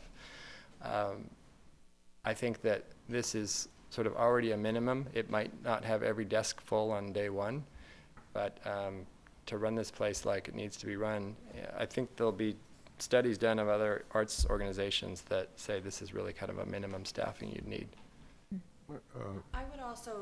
I would also like to add that one of the things that we're talking about regarding the theater programming is that we would actually have resident theater companies working with us and committing to our programming for the first 2 years. That means we would need to provide them with hoteling space within our facility as well. So we could imagine that we would have, let's say, Axis Dance Company, who has offices in Oakland, but maybe they're going to be doing a series over here. Well, we would need to provide them with space as well. So I think that as we're talking about growing, is right. Our conversations, like Mark was saying, are actually we're concerned that we don't have enough space. Can I ask you a question? Sure. I keep being impressed with the fact that you got an awful lot of stuff in a very small space. You don't have storage. You don't have places for the cooks to prepare. You don't have enough backup space. This may be a bizarre question, but will the concept work without the theater? And the reason I ask that is the Center for Community Life was going to do exactly the same thing as you are. They were going to put in a 250-seat theater, which would be compatible with their recreation center. But having heard you're doing it, they withdrawn that from their project. Obviously, because they decided we don't need 2 of them. But if your funding runs short, is it workable without the theater, I guess is my question. No, our core program is contemporary performing and visual arts, and actually the bulk of my projection for the bulk of funding is actually for the performing arts. And so if we were to remove that, Most of it comes from the performing arts part of the program. that, absolutely, absolutely. Now, I think it would undermine and perhaps jeopardize our fundraising efforts, and also it wouldn't stay true to the mission that the organization has embraced. Thank you. Any more questions for the applicants? So, yeah, I just had wanted to bring up the traffic engineer and talk about this facility at full capacity and the parking and where you came up with your data. Okay, my name is Tim Bardet. I'm a transportation engineer with Fair and Piers. Rob Rees is a principal at Fair and Piers. We did the traffic and parking analysis for this project. The approach we took is to sort of estimate typical operations during the day for all of these uses, including the theater, gallery, cafe, and seeing what effect that would have on 4 intersections, the 4 intersections surrounding the city block, Hollis and Haven, or excuse me, 40th and Haven, 40th and Hollis, Park and Hollis, and Haven and Park. And we also looked at parking. We looked at parking both for the city lot just behind here and also within walking distance of the site, so a 1/4 mile to a 1/2 mile radius street parking within this entire area around here. What we did was estimate the trip generation using ITE, Institute of Transportation Engineers, standard practice trip generation. There are rates that are comparable to all but the theater, and for the theater we actually used a locally derived rate. We used surveys from the Lesher Performing Arts Center out in Walnut Creek. And what we did there was we took surveys of people arriving at the theater and how many people were coming to the theater, how many people per vehicle, and based on that we were determining how many vehicles would come for a performance. And we looked at typical operations where maybe not everything was full, and we also looked at max, and then we also actually looked at double max just to be extra sure that this would work. And it does work. There are no intersection impacts at those 4 intersections I described, and there is enough of a surplus of parking throughout the day. There is parking demand, and there's several businesses throughout this area, but there is still enough of a surplus throughout the day and in the evening, both weekday and Saturday we looked at to accommodate this project. So, how many spaces are in the city lot, and are some of those allotted to the Bessler building? Yeah, so yes, some of the spaces are allotted to the Bessler building. There are 87 spaces in the city lot, so those definitely did see some use, but there is still a surplus despite that, and then of course the surplus in the surrounding areas as well. Is that a public parking lot? There are no restrictions necessarily saying don't park here, Right. so it is, the public could use it. With the parklet coming in, did you look at how that would increase queuing at the new light, and is that part of the comment of taking a look at that light and seeing how the... Yeah, so that's something to consider going forward, is how the site plan and the parklet and that whole streetscape area interacts with just the roadway itself. And we do, while it will be a tight squeeze to fit the vehicle traffic lanes, bicycle facilities, sidewalks, parking, we do anticipate that it will work. And we just, we had the recommendation just to make sure to explore that and the drop-off area there as well. And was part of your contract to look at how much bike parking this facility might need? Yeah, I believe we had a recommendation to ensure that there was enough bicycle parking on site. I don't believe we actually looked at existing bicycle parking in detail, but that's something that should definitely be my considered. assumption is they'd be required to put bike parking inside for staff, just like any other development, and then also have sufficient outdoor bicycle Well, that could be a planning commission requirement of the approval, but under the zoning ordinance, the bicycle parking requirement is based on a proportion of the car parking requirement. Okay. As you And may there's recall, none. there is no car parking requirement Good for point. this use. Good point. Well, I would say to the applicant, outdoor parking, obviously. We're trying to increase biking. But thank you very much. Any questions for the traffic engineer? I have a question. Why are the figures that are referenced in your in this packet not included in our packet? Why is his report not in? We're looking for existing The parking. reason we included the main body of the report, but we didn't include, I don't think he knows this, but we didn't include the pages and pages and pages of numbers because we frankly didn't think anybody ever looked at that stuff, and it was lots of paper, but we'd be happy to provide that to you if you're interested in it. Specifically, it's figure on 4. Figure 4 is the only thing I wanted to see, which was existing parking supply, just to be able to gauge what's available. Out there? Stick that on here. Okay. Let me also note that the full report is on our website too, if you want to look at it. Thank you, Charlie.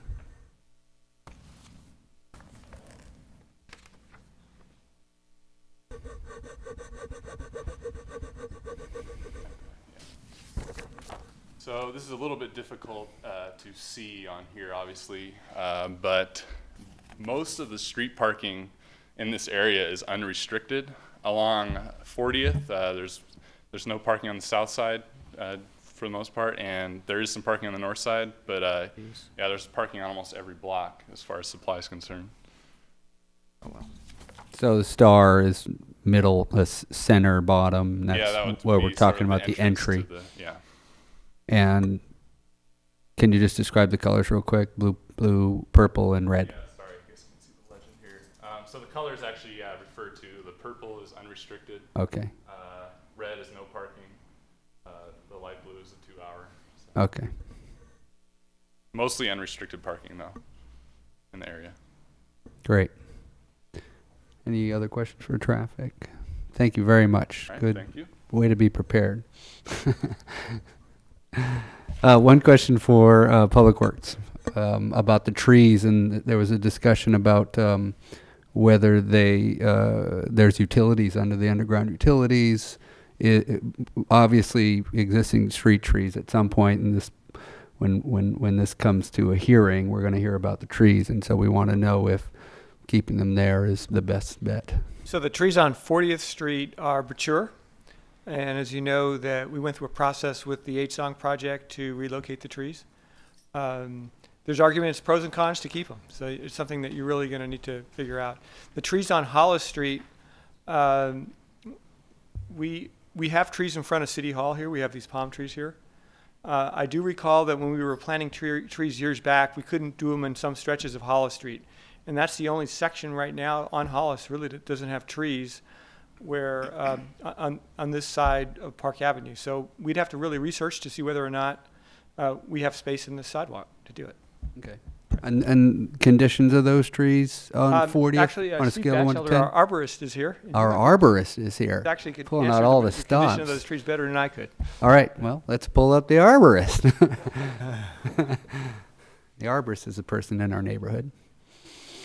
How you doing? Good evening, Commissioners. My name's Steve Batchelder. I've been doing arborist work with the city for a number of years. So you're wondering about the condition of those 3 trees that are back of the sidewalk that are considered for moving or replacing. Correct. Yeah, and they're relatively in good shape. They're sycamore trees.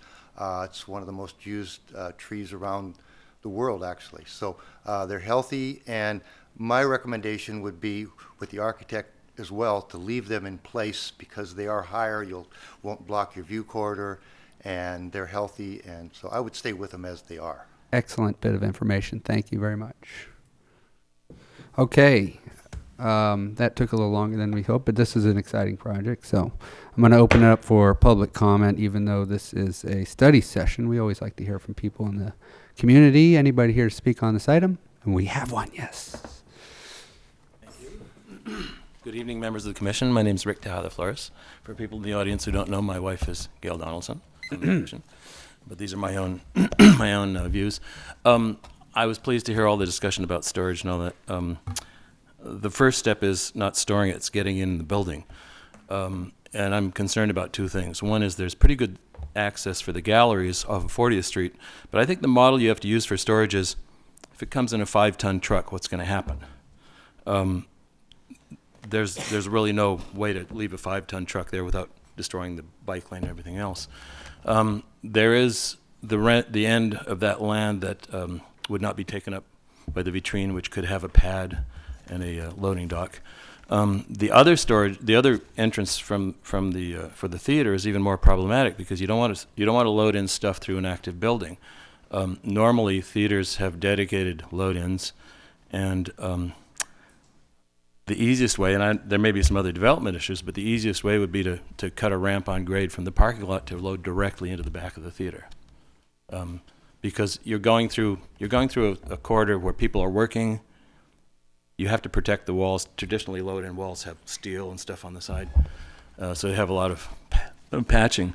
Everyone's talked about the storage when you get in, but storage is only one half of it. The other half is construction. You can go across and buy a bunch of lumber at Home Depot, but where are you going to keep it and where are you going to work on it? A lot of times, when you're doing a big gallery show, the gallery's shut down for installation for 3 or 4 weeks.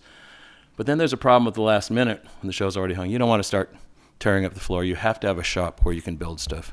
And the same thing holds true in a theater. You build on the stage, but you need a lot. If you're going to lay out 20 risers, where are you going to do it?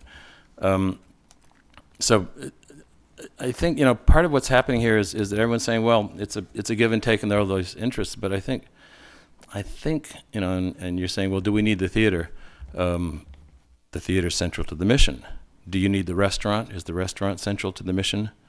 Is a historical exhibit central to performing arts? Or it's not that they're trying to do too much, but we're trying to make it too big. Do you need a 250-seat theater? What would happen if you went down to a 175-seat theater? What would happen if you took off 500 feet from the gallery space to give you storage space and workspace on the back? You can, obviously the building's bursting at the seams, right? If you want to do everything, then some things may have to be eliminated and some things may have to be put more in size, in scale to do that. The only other comment I have is an aesthetic comment. I agree with the restaurant working towards the cafe side, but I'm also concerned about that corner of the building, and I'm concerned, a general aesthetic statement. When you see this building, I don't want people to scratch their heads and say, what is it? I would like people to know it's an art museum, it's a performing center, and I would like some way that we can read that way. Thank you very I've got much. some notes. Thank you very much for your comments. Please sign in if you get the chance. And Sheila? We'll let Sheila respond. It's okay. We'll let her respond. I just wanted to mention that we are looking at storage off-site. Like Berkeley Rep has their storage facility for their props and their sets over in West Oakland. And so Sharon Wilshire, Celebration for the Arts also needs storage. Also the Historical Society and some of our performing arts partners need storage. So what we've been talking about is actually getting a storage space which is not too expensive over in West Oakland, over off of Wood, and having that be our dedicated space. So that's something we're exploring. Just wanted to let you know. Thank you. All right, any more public speakers on the side? I'm seeing none. I'll close public hearing and bring it back for comment. I think we covered every point conceivable. Yeah, we managed to make questions into statements, but would anybody like to start and just make some? I mean, we're really trying to do with study sessions, and we've talked about it before, and we'll talk about it again in our next outing, is to really leave the applicant with some ideas and to some extent some straw voting. We really want to try and create something for them to work with when they leave instead of 7 sort of random ideas. We did have a lot of great comments, and that's great. And Charlie and I talked about it the other night, and we've talked about it as maybe creating a form, and it's going a little off from your project, but creating a form that we can they can sit in the audience and fill out and say, okay, entryways. Well, 5 of us liked it, 2 of us didn't. Entry from the parking lot, a couple of us believed it, a couple didn't, that kind of stuff. So let's just, for now, get your thoughts together and give them your ideas, and then maybe you can attend our public meeting that we'll set up when we walk through the building, which hopefully be really soon, and get our ideas there as well. So, anybody want to start? Well, I think I agree with Rick. We're trying to get too much into one space, and that perhaps this stuff on the left could be on a second floor. All of it's wonderful, and I think the building looks great, but I don't think it's really going to work because of storage and circulation, and particularly delivery.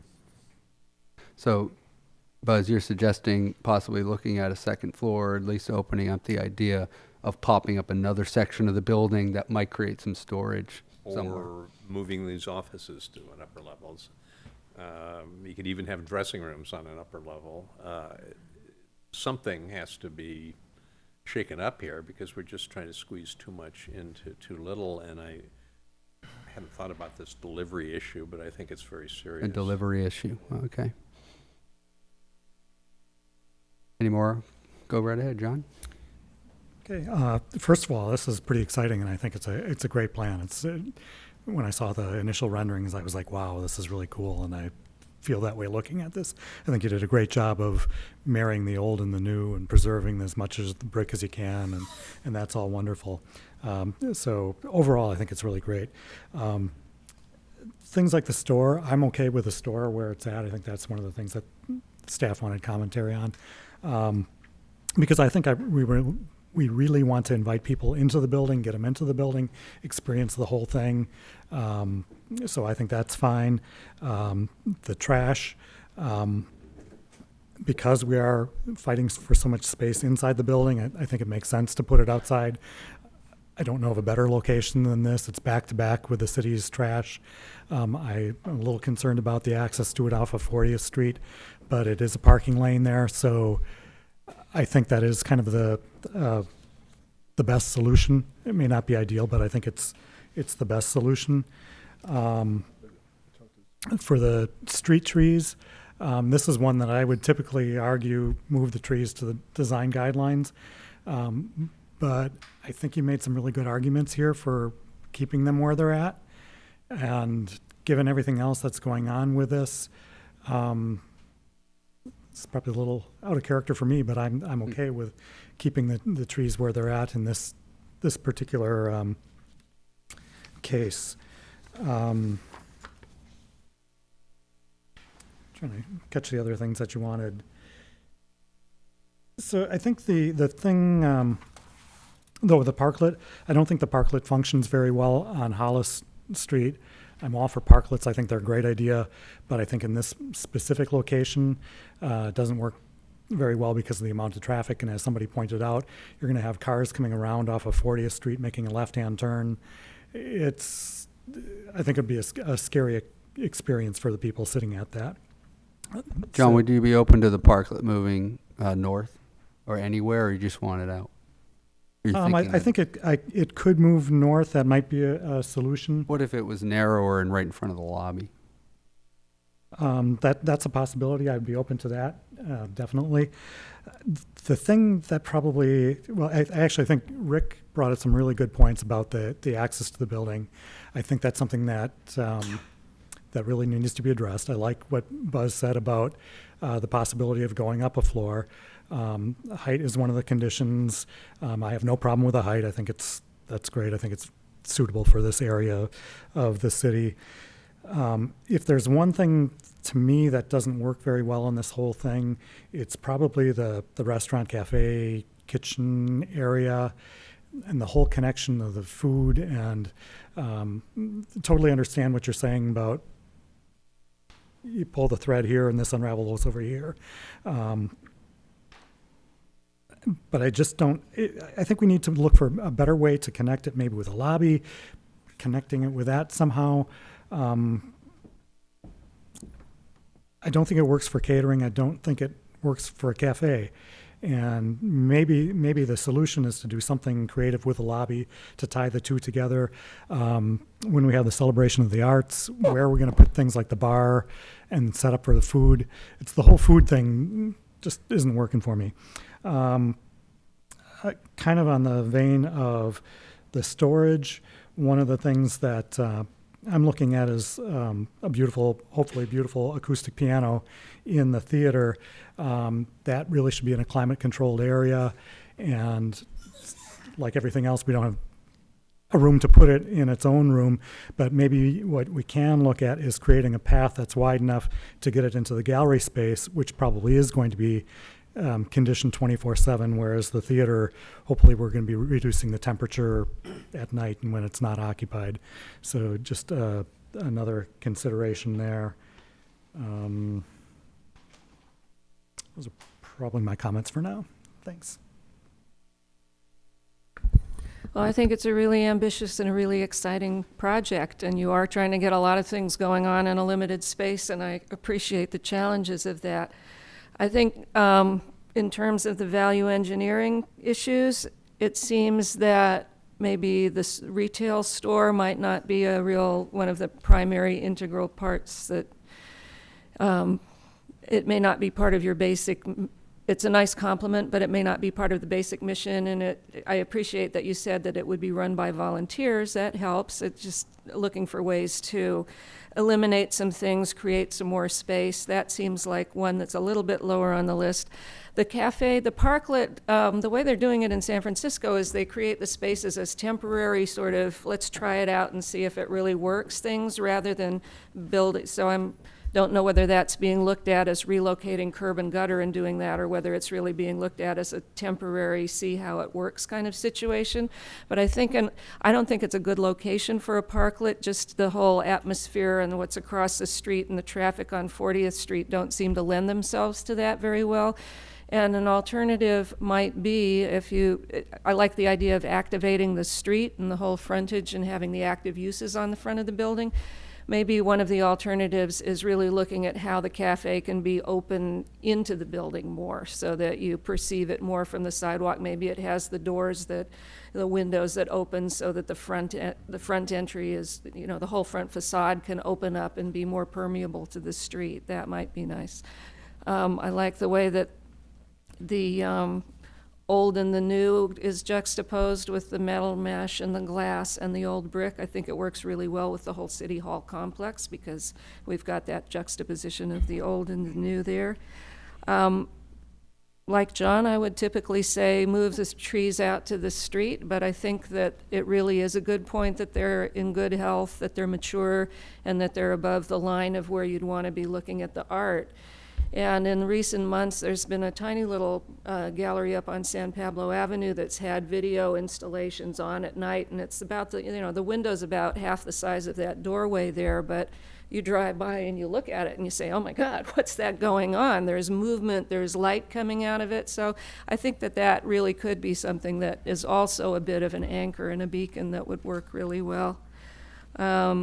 Retail space, outdoor seating, parklet, trash location. I'd rather see it outside the building than in the building, and I think that's as good a place as any for it. I think that the vehicles could service, the trash trucks could service it, and as long as it's well-designed and covered and enclosed, it's probably fine there. Vanessa? You wanna- Okay. Yes, I think that it is very ambitious and very exciting. And let's see, we'll go through the list. For the street trees on 40th, yeah, I'm fine with leaving them. That seems to make sense. The location of the retail space seems fine as well to me. I like what, the relocation of the trash area is not necessary at all. It seems fine. It seems like there's a place to back in and deal with it and scoot right back out. So that seemed to also make sense to me. It says something about outdoor seating. So I think certainly by the entrance of the theater is very important, and I like the long benches and the sort of even in the between the City Hall and the space, there's a long table, et cetera, that seems all right if it was going to be used by the special administration and the city, et cetera. The problem I see is that, again, it's trying to be too many things, and I'm concerned that none of them will work well because there's not enough space. Rick came up with the shop needs, and that is absolutely true. There's definitely going to be some skill saws happening on the night of opening, and there needs to be a place for that, and as well as loading in and out. It's very difficult. Also the cafe, is it really going to work? So I'm not certain that it could. Certainly the parklet and moving the parking in front of the building is important, and the parklet may not be for eating, but it could also be adjacent seating and just greening up the entire area and softening it, especially if that turns into a glass area and the cafe is smaller and more integrated. I like what Gail was saying about it being more open to the gallery and the lobby in general. It is pretty darn small, though, for running events, so that's obviously where you're going to need to make some dough. The parking seems fine. Valet parking, all of Farron Pierce's recommendations seemed good. And possibility of relocating the fountain to the courtyard, maybe like on the theater side. I don't know. I really like the fountain. I know it's not working right this minute. The sound of the water is wonderful in there. It would be really sad to lose it. Maybe it could be reused somehow. So that's a thought. There we go. Thank you, Stephen. I'm very excited about the project. As an artist and architect, I'm particularly keen on this type of project. I do think the gallery space is undersized. I'd much rather see the cafe go elsewhere, possibly where the store is located and possibly adjacent to the courtyard. But I don't see the cafe really surviving as a full-service restaurant. I think it's more like you have at MoMA's Roof Garden, where it's more coffee and pastry and a place to sit and perhaps meditate. But I would love to see that place closer to the courtyard, like it used to be at MoMA in New York, the original cafeteria used to look out in the sculpture garden there, and it really made a lot of synergy and sense. But if you could just imagine on Celebration for the Arts, the gallery, expanding to Hollis with the cafe not being there, and then using the lobby and the courtyard for art exhibits as well, then you've kind of increased the gallery space to be more functional, in my opinion. I think it's undersized. I do think administration with a conference room for 20 people is a bit overstated. That conference room for 20 people will be used probably sporadically. And you've got lots of cubicles, lots of space. I know it's fundraising and it's back of house type of administrative functions, but it looks oversized, especially when you compare it to the workshop storage area, which we've all reiterated is really important to both theater and gallery back of house, backstage functions. So I would like to see the cafe go elsewhere, perhaps adjacent to the courtyard, and expand the gallery out towards the street so that they can see that this is an art exhibit, a show from the street, from a pedestrian perspective, to be able to look inside, because along 40th Street, there's no pedestrians. It's all cars going 50 miles an hour. But along Hollis, I can see vistas into the gallery, or perhaps a combination of sculpture and art somehow worked into that if you relocate the cafe and make it smaller, make it more similar to what you have at the roof garden at MoMA. Thanks, Stephen. Art, you have any comments? Okay. Yeah, I agree. It looks great. It does the juxtaposition to this building with the modernity of it and the reusing the building. I'm all about historic reuse. And at first I thought even the theater pop-out was just too much, and adding the glass over on that landing on 40th, because I really love the integrity of that building and every brick building in town. But you've done a really good job of retaining the integrity of it. So in general, the design is just great. So Jensen Architects, so I applaud you. In terms of staff's comments, it sounds like the street trees, you're clear on that, because I agree, let's not move them. You made a great argument to keep them there, and so did the arborist. So you have a consensus up here on that. The trash area, I'm gonna have to take a look, and maybe in our walk we'll take a look. Even when you're doing a new building, it's hard to find a trash area. It really is one of the most difficult things to come up with. You have an existing, and so back to back with another trash area, and if there's an apron there, I don't know if there is now, but it sounds like there was some sort of landing. That's the spot for it. You're always going to have trash needs. If the cafe ends up getting eliminated, you'll have less, much less, without the food waste. So I suppose we'll see how that value engineering hashes out. I'm not sure why outdoor seating, it looks like you've really captured that. So I don't see that as an issue right now with the long benches and everything. I agree with Steve and a couple other commissioners that maybe the cafe doesn't work, and I really only see the need for a coffee shop here. We've got a great cafe across the street, and I've heard grumblings that Paula LeDuc's going to open up a cafe adjacent to their space there, and that would certainly be a great partnership going on there, where you can eat and then walk across the street. So if space is an issue, why try to have a full-service cafe there? That would also eliminate 2 bathrooms, and part of that value engineering and why I asked about the bathrooms, I realize there's codes and what happens at max capacity, but maybe reducing the amount of capacity in the theater will reduce the amount of bathrooms. Bathrooms are expensive. They're $10,000 to $15,000 a bathroom. So when you look at the bathrooms there, you've got about $150,000 to $200,000 worth of bathroom. And but doubling up the cafe with the gallery space bathroom, so if the gallery, the cafe becomes a coffee shop, you don't need bathrooms, and then you can just, obviously people are going to sit out in the courtyard, which looks great, and they can use the bathrooms back there, and the cafe is part of the operations anyway, so your user there is you, right? I don't think you're going to lease that out, right? There was no plan to lease that out and let them do their own improvements, so let them use the bathroom back there and eliminate that as a value engineering method. I agree with everybody else. There's got to be more storage. I don't know what the needs are administratively, really, but try to look at it a little better. And maybe you've got some multi-purpose rooms I see in there that, so you're kind of like, what are we going to use these for? You might want to show them as storage or show one as a shop. And then as needs change over there and you start realizing what you really need, you're going to make the changes anyway. So we could sit here and comment all day, but by the time it's built and a year later, you're going to turn your office into whatever it needs to be, right?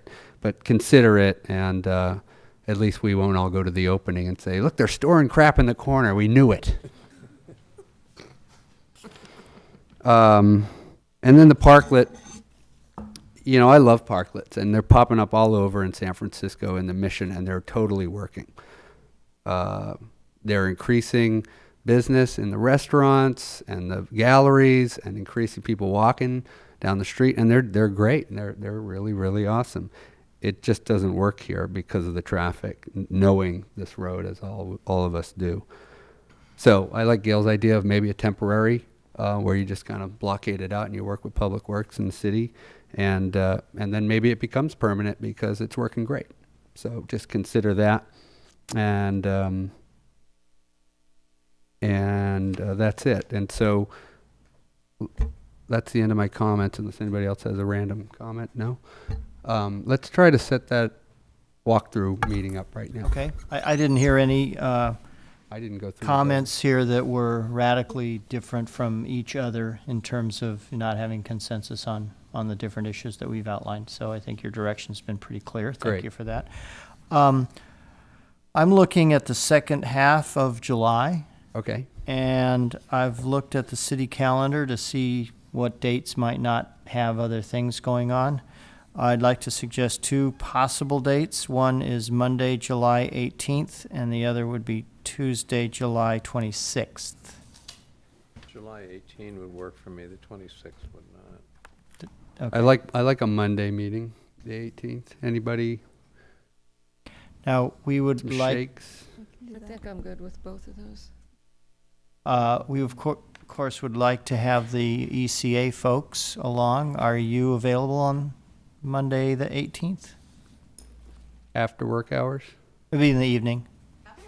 Great. So we say 6:30 Monday, the 18th. Does that sound good? Okay. And we'll meet right there in front, and it's be a public meeting.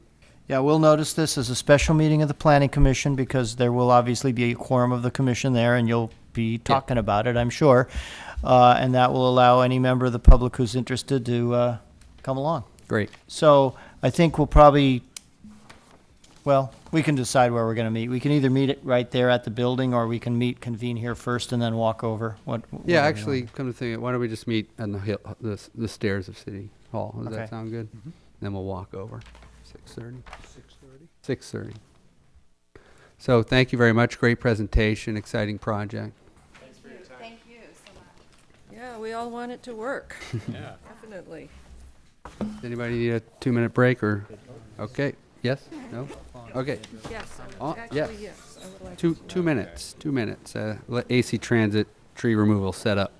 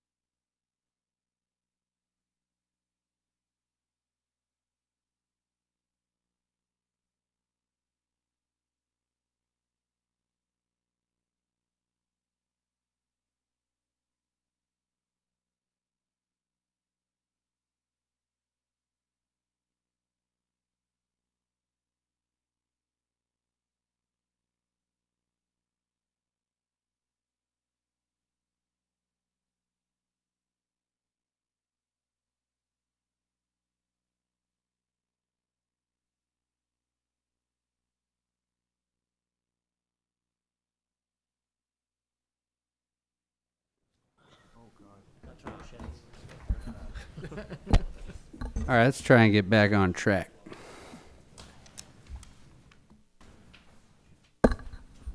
Okay, first public hearing is our AC transit tree removal on 47th Street. And I second it. I move. we have a motion and a second, but no. It should be on the consent agenda. So if you recall, the commission approved in 2009 a hydrogen fueling station at the AC Transit Maintenance Facility on 45th Street. These are some of the renderings of what you'll be seeing from outside. They have been issued a building permit and construction is underway, and AC Transit is now requesting to remove and replace 2 street trees. These are camphor trees of 24.5 and 18 inches diameter at 4.5 feet. The trees are diseased and are in state of decline, and the proposal is to remove and plant 2 new camphor trees, 48-inch box, and construct a planting strip between the 2 replacement trees. This is the plan. The red crosses show the location of the trees that are being proposed to be removed, and the green circles are the location of the new replacement trees. And what you see in between is the planting strip where there would be some perennial grasses. So this is looking. These are the camphor trees on the 45th Street, looking east, and these are the 2 trees to be removed. This is a little close-up of the 2 trees, and these are the 2 trees. You can see the whole tree. The urban forestry ordinance, if you recall, was amended in March of last year, and that requires now that all street tree removals be considered by the commission, and that's why you're seeing the tree removal permit in front of you today. Per the UFO, an arborist report was prepared, and it recommends that the 2 trees be removed as they both exhibit signs of serious health decline, with recovery being unlikely. And in addition, the report suggests that the construction of the project provides an opportunity for easy removal and replacement and to improve soil conditions. Per UFO, the applicant will be required to pay the replacement fee, which comes to about $18,000. Again, per the ordinance, when a tree is to be removed, in addition to the replacement fee, the replacement tree needs to be a tree of equal diameter of the tree that is being removed. And when this is not possible, the ordinance requires that you plant or replant several trees of equal cumulative diameter. Based on the arborist's recommendation, the staff has recommended that given the site conditions, the largest possible replacement site suitable is 48-inch box trees. And the way this would work out in terms of cumulative equal diameter is that there would need to be at least 4 to 5 48-inch box trees in the same area. However, the site conditions do not allow planting of so many trees within where they're going to be replaced. So the ordinance also allows the commission to waive the requirement of the equal cumulative diameter requirement, and as long as there is a good cause, and we believe that there is a good cause for this not to happen. So staff does recommend that the commission approve the tree removal subject to the attached conditions of approval. I have, on your dais, I have put a revised resolution, and the only change is that it adds a new resolve that kind of clarifies that this approval, if you do approve it, will take effect on 15 days following your action, as there's a 15-day appeal period. So before that, the trees will not be removed before the appeal date is over. So that's all it does. I have a question, Maru. In someplace, the report's talking about 48-inch box trees. The resolution is talking about 24-inch box trees. What does it? Oh. It is 48-inch. The plan also says 48-inch. So the resolution needs to be I would like to make that change. How many trees are going to be planted? 2. 2. Do we have the option? There are a number of really bad shape looking trees further up towards San Pablo Avenue along the AC Transit frontage. Do we have the option of saying that if you're going to replace cumulative diameter, that you could replace some of those that look much worse than, they look as bad as the 18-inch tree or worse. They look much worse than the 24-inch tree. But you And would yeah. there's also a dead, I believe it's a pyrus on the corner of, what is it, Doyle and 40th, 5th? On the corner of the property, there are 3 trees. The middle one is dead as a doornail. So can we ask for other trees to be replaced? That means you would have to remove those trees. They would They're be dead. removing those. Well, one of them's dead. And the 2 would be removed, but then that would add to the cumulative diameter. So you see what I'm saying? I mean, every time you remove a tree, that has to be replaced. Even if it's a dead one? The ordinance does not speak to dead trees. Well, who's going to speak for the dead trees? It is reasonable to assume that a dead tree should not require a tree removal permit, but it does not quite clarify that. Yeah, 'cause some of the trees that are between the trees in question and San Pablo Avenue are just hideous looking. Yeah, you can see some of them in the pictures. Yeah. Well, Yeah, as anyway. Mira said, unfortunately, the way the ordinance is currently written, regardless of whether the city requires the tree removal or whether they do it on, their own initiative, they still have to pay both the replacement value of the tree and plant new trees of equal or cumulative diameter. So But can't we trump that here with a vote? And Yeah, couldn't we waive it if they I'm not sure. Can they replace waive the trees? replacement fee? Well,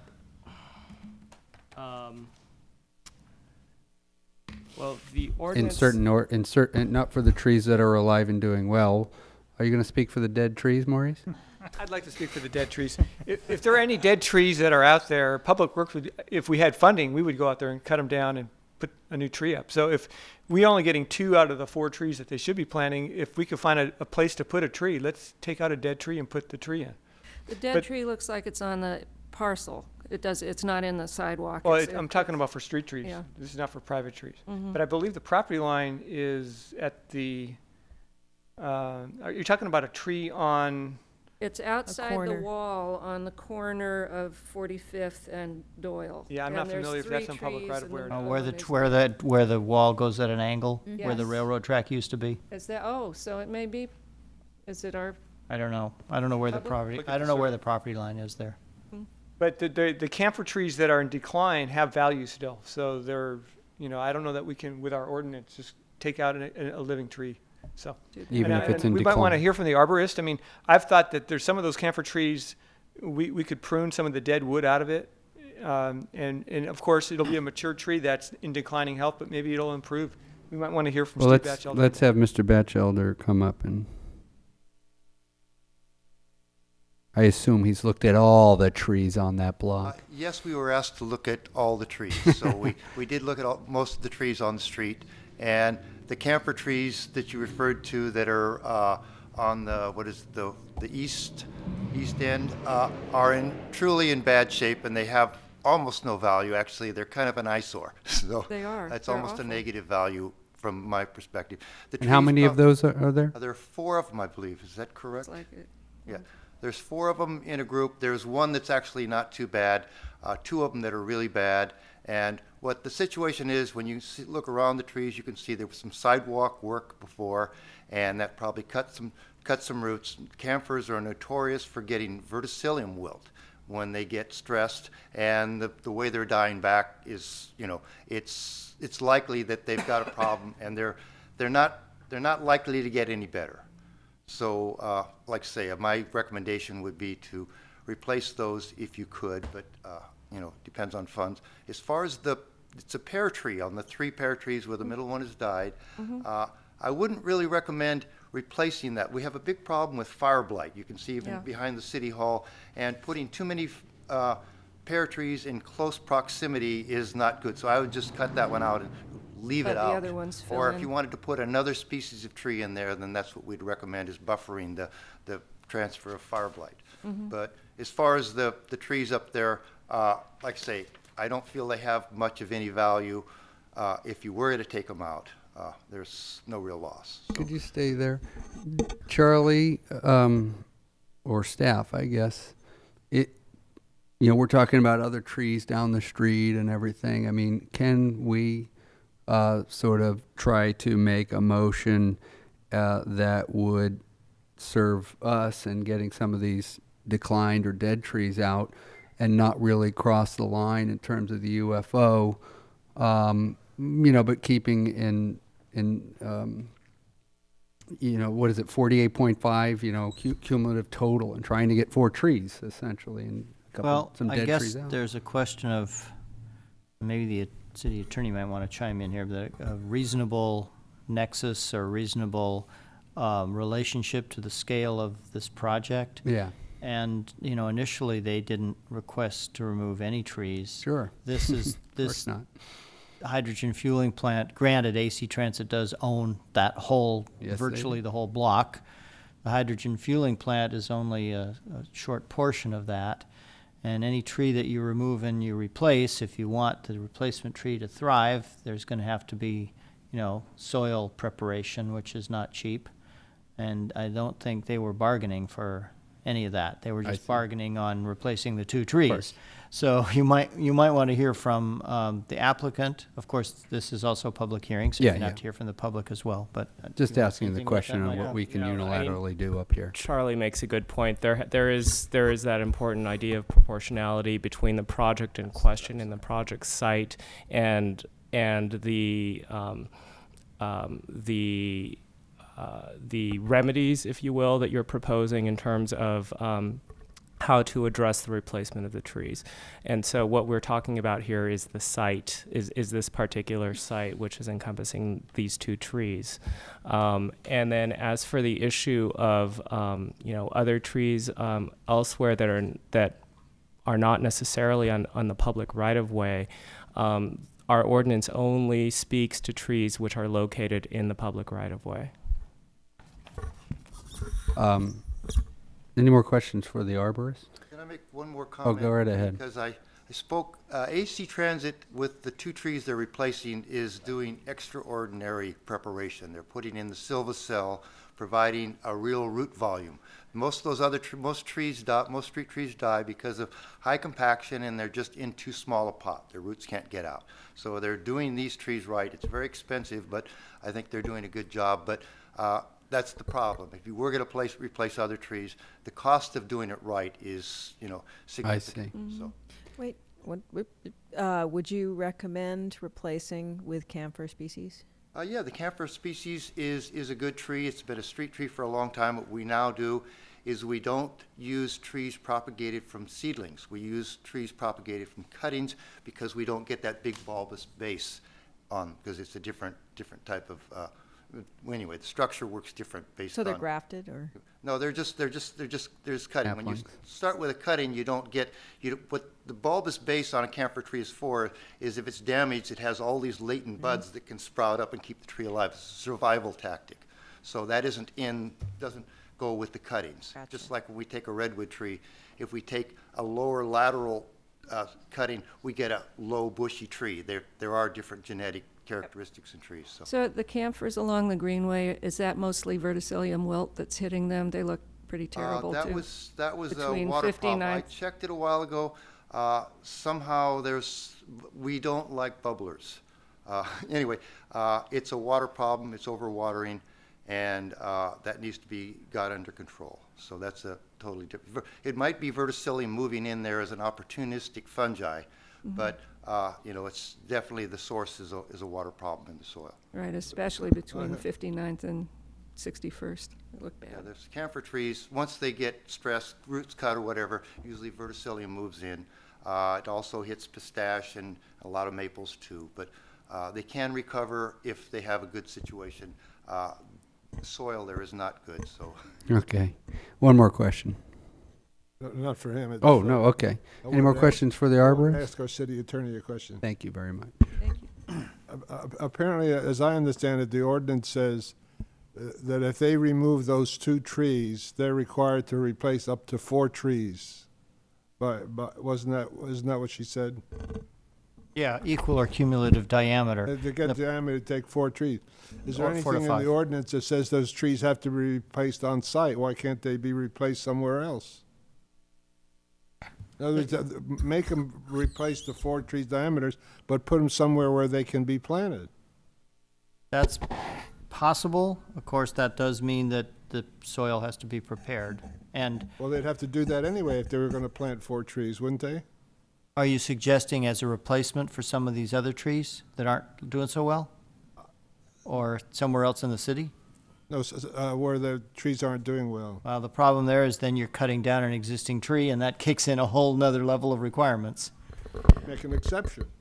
I do have a question for Steve. Do you have the costs for a 48-inch box with silva cells that are adequate to support the root growth for that? That's true.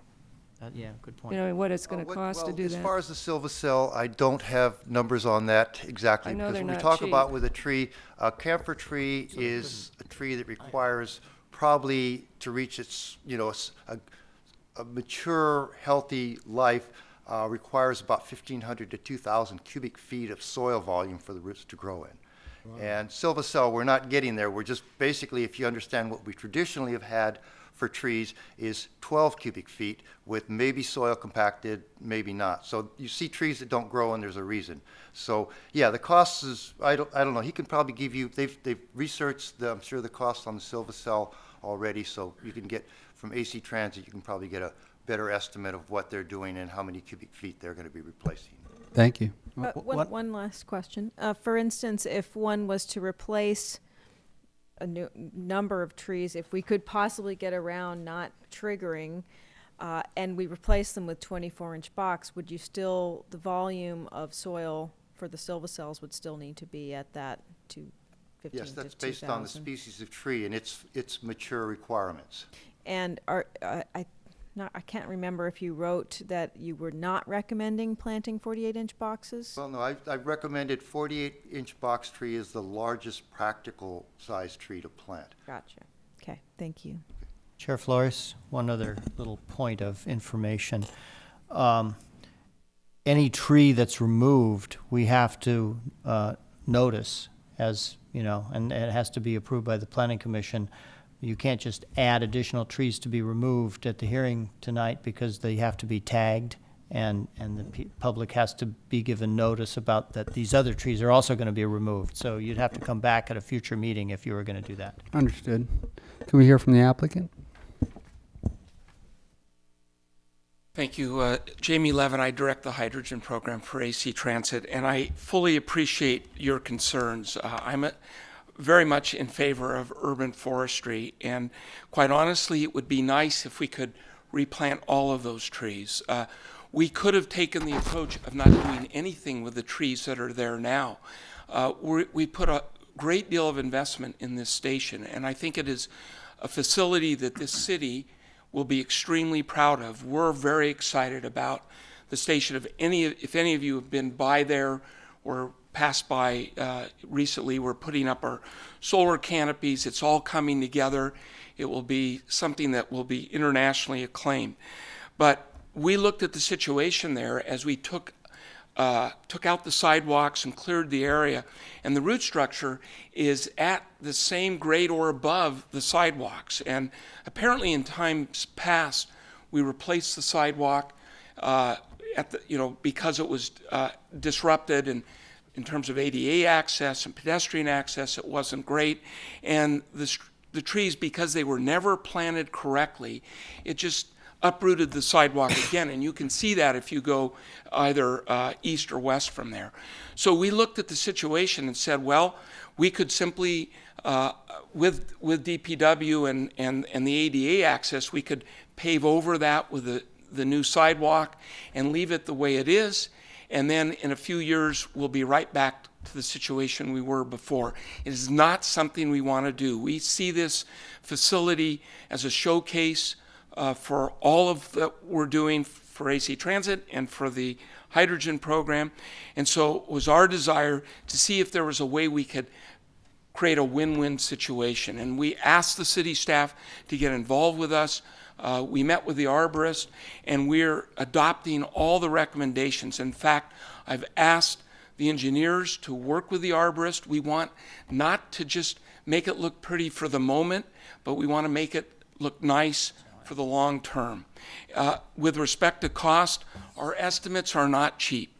You saw where the value of the trees, we're having to spend $18,000 out of our hydrogen grant funds, which at this stage of the project are getting very limited.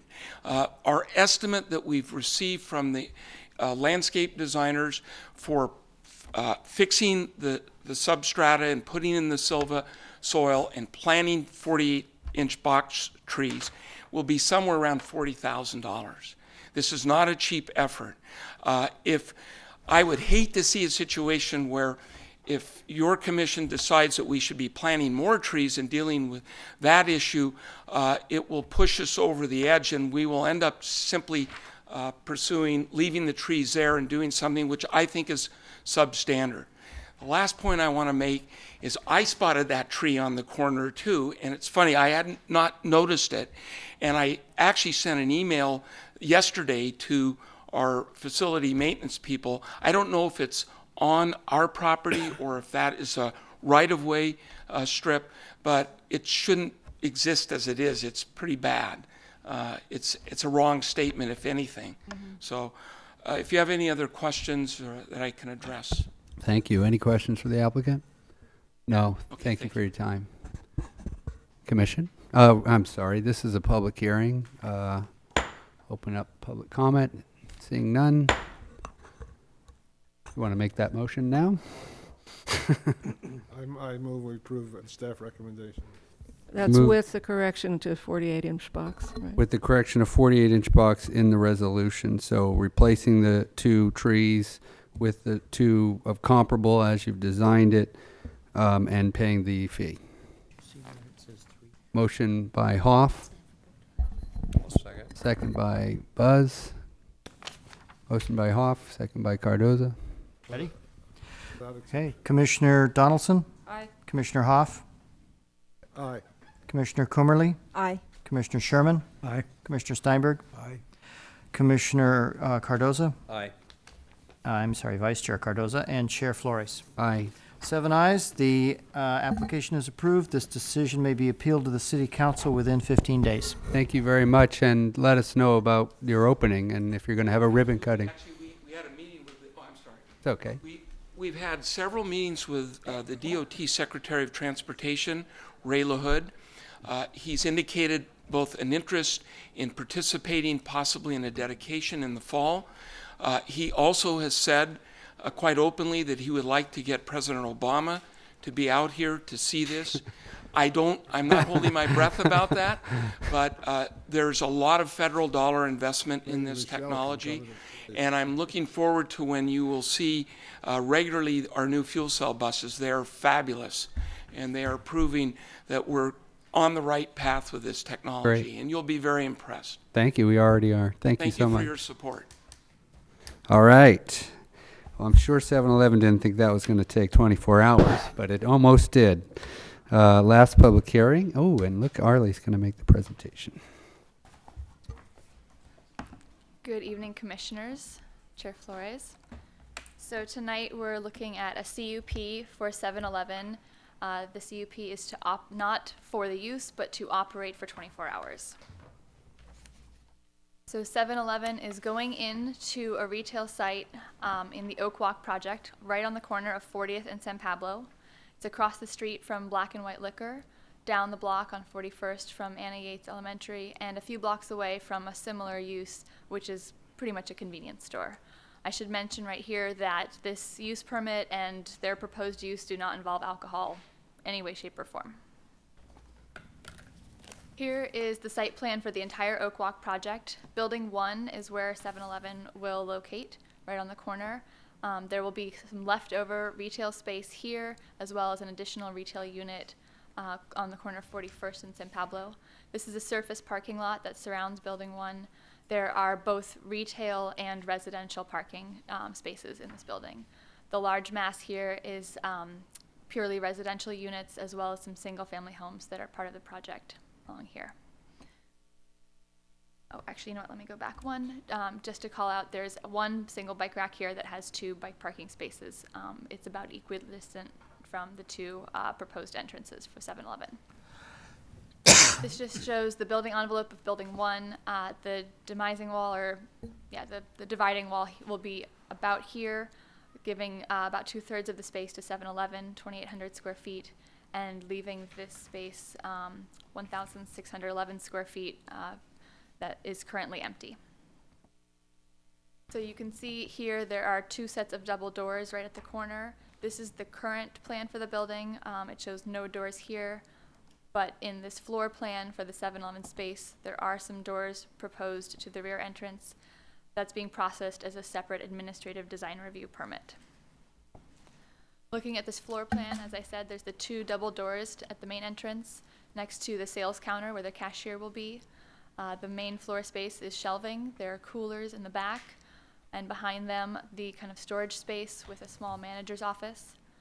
The rear entry to the parking lot, bathrooms in the corner, and then these 2 spaces open onto the rear parking lot. This trash area is just for the retail spaces of the project, and then these stairs lead upstairs to the 2 existing residential condominiums up there. Here are photos of the site as it exists right now. Here are these 2 front doors. They're very close but face the 2 main streets. 7-Eleven will occupy these first 3 window bays. The 4th belongs to that separate vacant retail space. Looking at the 40th entry, you can see there's the main doors and then 1 bay of open windows followed. This is looking at the kind of back corner. There's the bay of open windows and then a kind of closed bay. That's the stairs going up from the side. There's the stair entry, the trash entry, and then this is the back or east side of the building facing the parking lot, the trash, and then this bay will become their rear entry, the doors right there. So, discussion of this use. I've tried to summarize a lot of points here, so I'm going to try to be concise, but do let me know if you have questions about this. 7-Eleven is a food and beverage retail sales and services use. This use is permitted by the existing Oak Walk CUP. But in that CUP, it's permitted to operate from 7 a.m. to 10 p.m. According to the CUP, noise-generating uses within the hours of 7 a.m. to 10 p.m., or outside those hours, 7 a.m. to 10 p.m., are subject to the performance standards. In the Oak Walk Conditions of Approval 9C4E, the performance standards require that the proposed retail use be evaluated for compatibility with current uses with respect to noise, odor, vibration, glare, number of other similar uses, hours, location to residential uses, security or policing concerns, or other potential nuisance conditions. Staff feels that the 24-hour service would create compatibility issues with respect to hours, noise, security, and policing concerns, especially with regard to the surrounding residential uses. Given these concerns, Oak Walk Condition 9C3 requires that the Planning Commission approve any operations beyond 7 a.m. to 10 p.m., which is why we're here before you tonight. So for the operating characteristics, 7-Eleven is requesting 24-hour operations, 7 days a week. Staff believes that given our concerns and the potential conflicts, 6 a.m. to 12 a.m. midnight daily operation would be more compatible. I should mention that the Emeryville Police Department feels comfortable from their perspective with a 4 a.m. opening. As far as employees, there will be about 8 to 10 employees total, with 2 to 3 on site at any given time. For parking, this use is already approved via the Oak Walk conditions, so no new parking evaluation is required. In speaking to the applicant and the developer, it sounds like 6 spaces will be signed exclusively for 7-Eleven's use, and there are 6 remaining retail spaces for shared use amongst the retail tenants. As I mentioned, with bicycle parking, there is a rack outdoors which will hold 2 bicycles, which would meet any requirement. And then there is not currently an indoor space shown on the plans, so we've included in your staff report a condition requiring 1 space be put in. With that, staff recommends approval of the conditional use permit for 7-Eleven to operate from 6 a.m. to 12 a.m. midnight daily, subject to the attached conditions of approval and the staff report. We also recommend that a new condition of approval be added, listed here, and that's that 7-Eleven print their logo on all napkins and food wrappers, anything that might travel out their doors with clients and customers, so that we can track who's causing what garbage. Hopefully there's none. That concludes my report, and I'm happy to answer any questions. The applicant, Tina Artieri, is here to answer any questions and would like to speak to you for a moment. And if you have questions for EPD, Sergeant Dower is here as well. Thank you, Arlie. Any questions for staff? I do have one question. So the police department is okay with a 4 a.m. opening, but you're recommending a 6 a.m. opening? Yes, and that's because of the close proximity of all the residential units. You know, our prediction is that this will attract some it will attract people, and that's good for the business, and you know, it's a populated bus stop, but for the people living, especially in the 2 units right above 7-Eleven, as well as in Dante across the street, the large residential development behind that, we feel that 4 a.m. is a pretty early time to start that foot traffic and potential noise conflicts. Do you know if the units above this space are occupied at this time? I believe that they're both occupied. In doing a site visit, I ran into someone who lived there. I saw him coming out and kind of pounced on him and asked him some questions. He is moving out, so I don't know if someone will move in immediately. I understand that there's a pretty high occupancy in the project as a whole. I spoke to someone else today that lives there. I was told by the developer who just chimed in there today in a conversation that the Oak Walk project is 100% occupied. Great. I have a quick question for Arlie. What are deliveries made to this retail operation? When or what? When? Well, deliveries probably make noise, but don't the rule. So the noise ordinance would require any noisy deliveries to take place within the hours that it prescribes, which I believe is 7 a.m. to 7 p.m. or 9 p.m. That's construction hours. It's 7 a.m. to 9 p.m. 9 for p.m., yeah, general noise. And that's Monday through Friday. So technically, they're allowed to make deliveries whenever they need to. If there's a complaint about noise, they're limited to the noise ordinance hours. Thank you. So Arlie, also, the parking is going to change, the configuration. Is that so? Not the striping. Signs will be put up showing which spaces are exclusively for use by 7-Eleven. That's my understanding. I don't see how that's going to happen. There's 10 spaces now on the back of the building, not 11. And they're going to have to take out half the garbage to add one space on the north side, so something's not right there. They're not changing the parking at all. If you're going by my numbers, just going by the plan versus what's the there. plan is not completely correct as far as what's on the ground. So the numbers in my staff report are the correct numbers. I went out there and counted them all. The plan, I believe, shows some extra spaces. So just go with the numbers in the staff report. And I would note that that's not really before the commission. The only thing before you really is the hours. Right. I was just okay. wondering if Just that wanted to clarify. had been caught or however that was. Yes, that was it. Any more questions for staff? Thank you, Arlie. Can we just hear from EPD real quick? It's kind of like staff. And we appreciate you being here tonight. So, go. Good evening, Commission. Fred Dower, Sergeant with the Emeryville Police Department. Thanks for coming in, Sergeant. So we're told that there's sort of a witching hour between 12 a.m. and 4 a.m. where the dregs of society come out, especially in this location. Do you have a lot of problems with black and white liquor, and especially around this time? And do you have any comment to that intersection? Yes, well, I've worked graveyard for 8.5 years, up until about 6 months ago when I moved into administration. So I'm very familiar with what goes on between 10 at night and 6 in the morning, and particularly at 40th and San Pablo. It's an area that we seem to spend a lot of time, particularly between those hours. I've directed my officers when I was a patrol sergeant and watch commander to kind of focus on the areas where we had a lot of, where we would have a lot of policing problems, and particularly with the closure of jug liquors at Adeline and San Pablo, we noticed a large amount of traffic being funneled to 40th and San, and black and white liquors. So that is that particular time, particularly when you're looking at midnight to 3 a.m. when the clubs are letting out, is generally when you see a lot of problems. People are already intoxicated or are on their way to being intoxicated. Alcohol tends to cause a lot of policing concerns.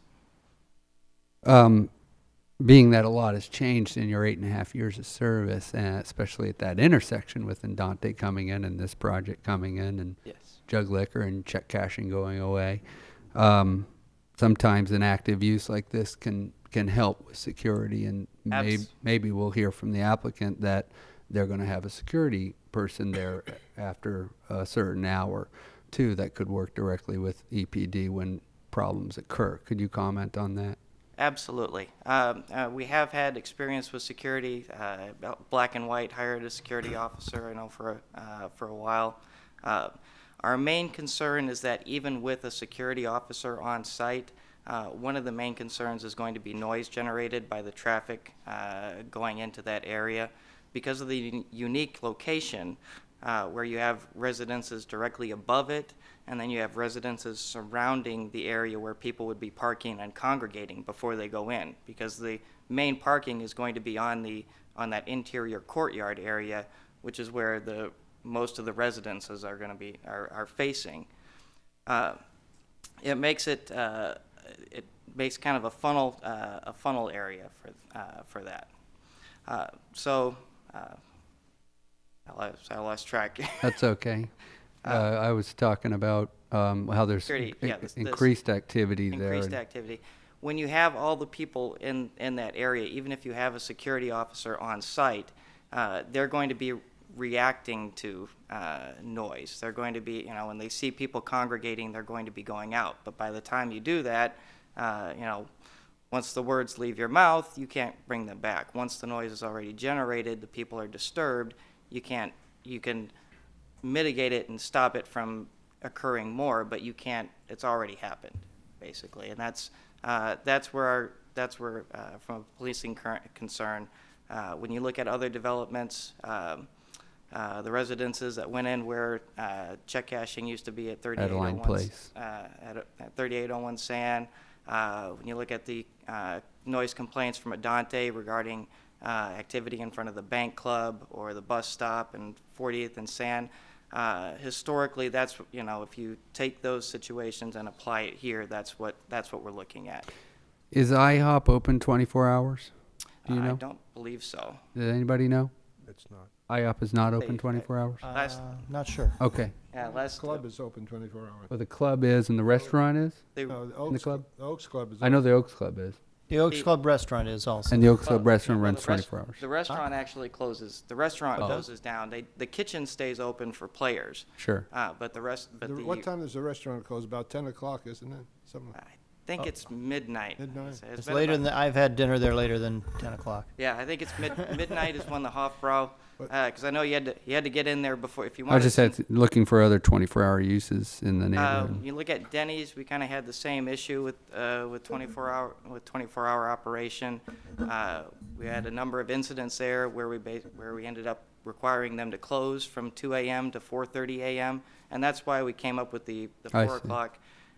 We noticed that we didn't have the policing problems when they reopened at 4:30. We didn't have the policing problems. We were hardly ever called back there at 4:30. For the people that were coming in at 4:30 in the morning, the people on their way to work, the people just getting a cup of coffee or a quick Grand Slam, those weren't the people causing a lot of the problems. Sure. So getting out of clubs and bars and drinking at 2:30 in the morning, 3 o'clock. The bar and club crowd. So that's historically, when you look at it, that's why we came up with, I always Right. said, the 4 o'clock crowd isn't really the crowd that we're concerned with as far as the Good point. Good point. I have one last question.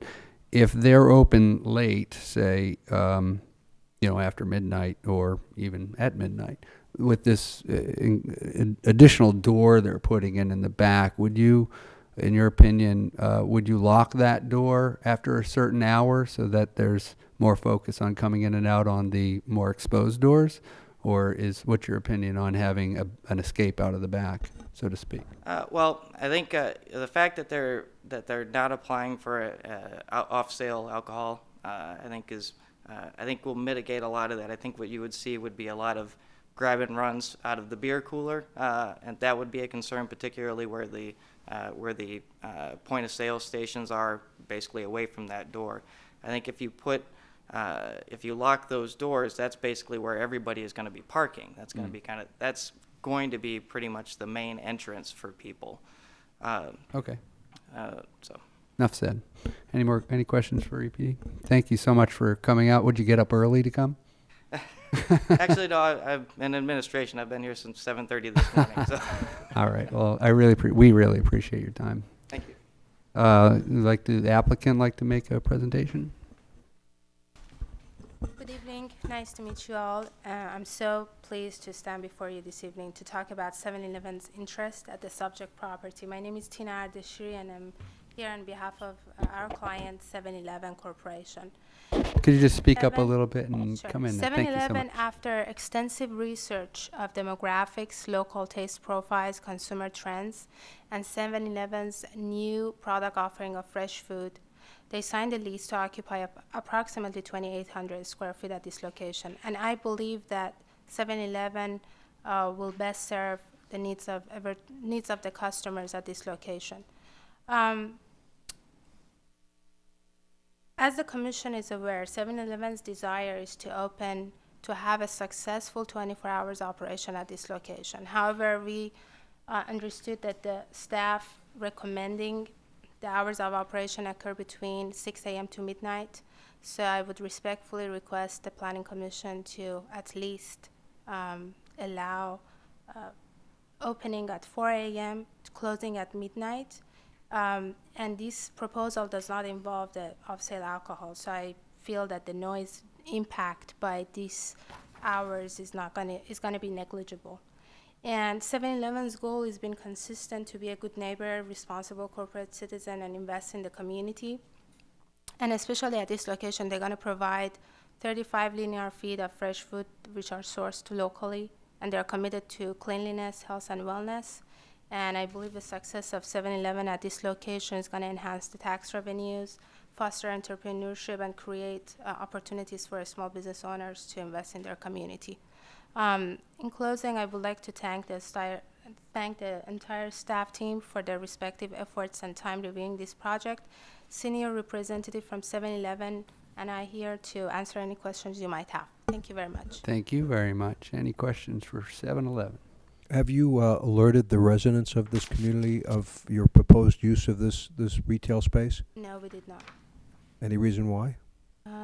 Well, in theory, they were noticed by the 500-foot. Well, yeah, 300 feet. Yeah. 300 foot. We did do the 300-foot mailing to all property owners, within 300 feet of the store that there was this hearing tonight about 24-hour operation. Did we get any responses from the residences from this? Gotten any comments at all, as far as I know? Arlie, did you hear anything?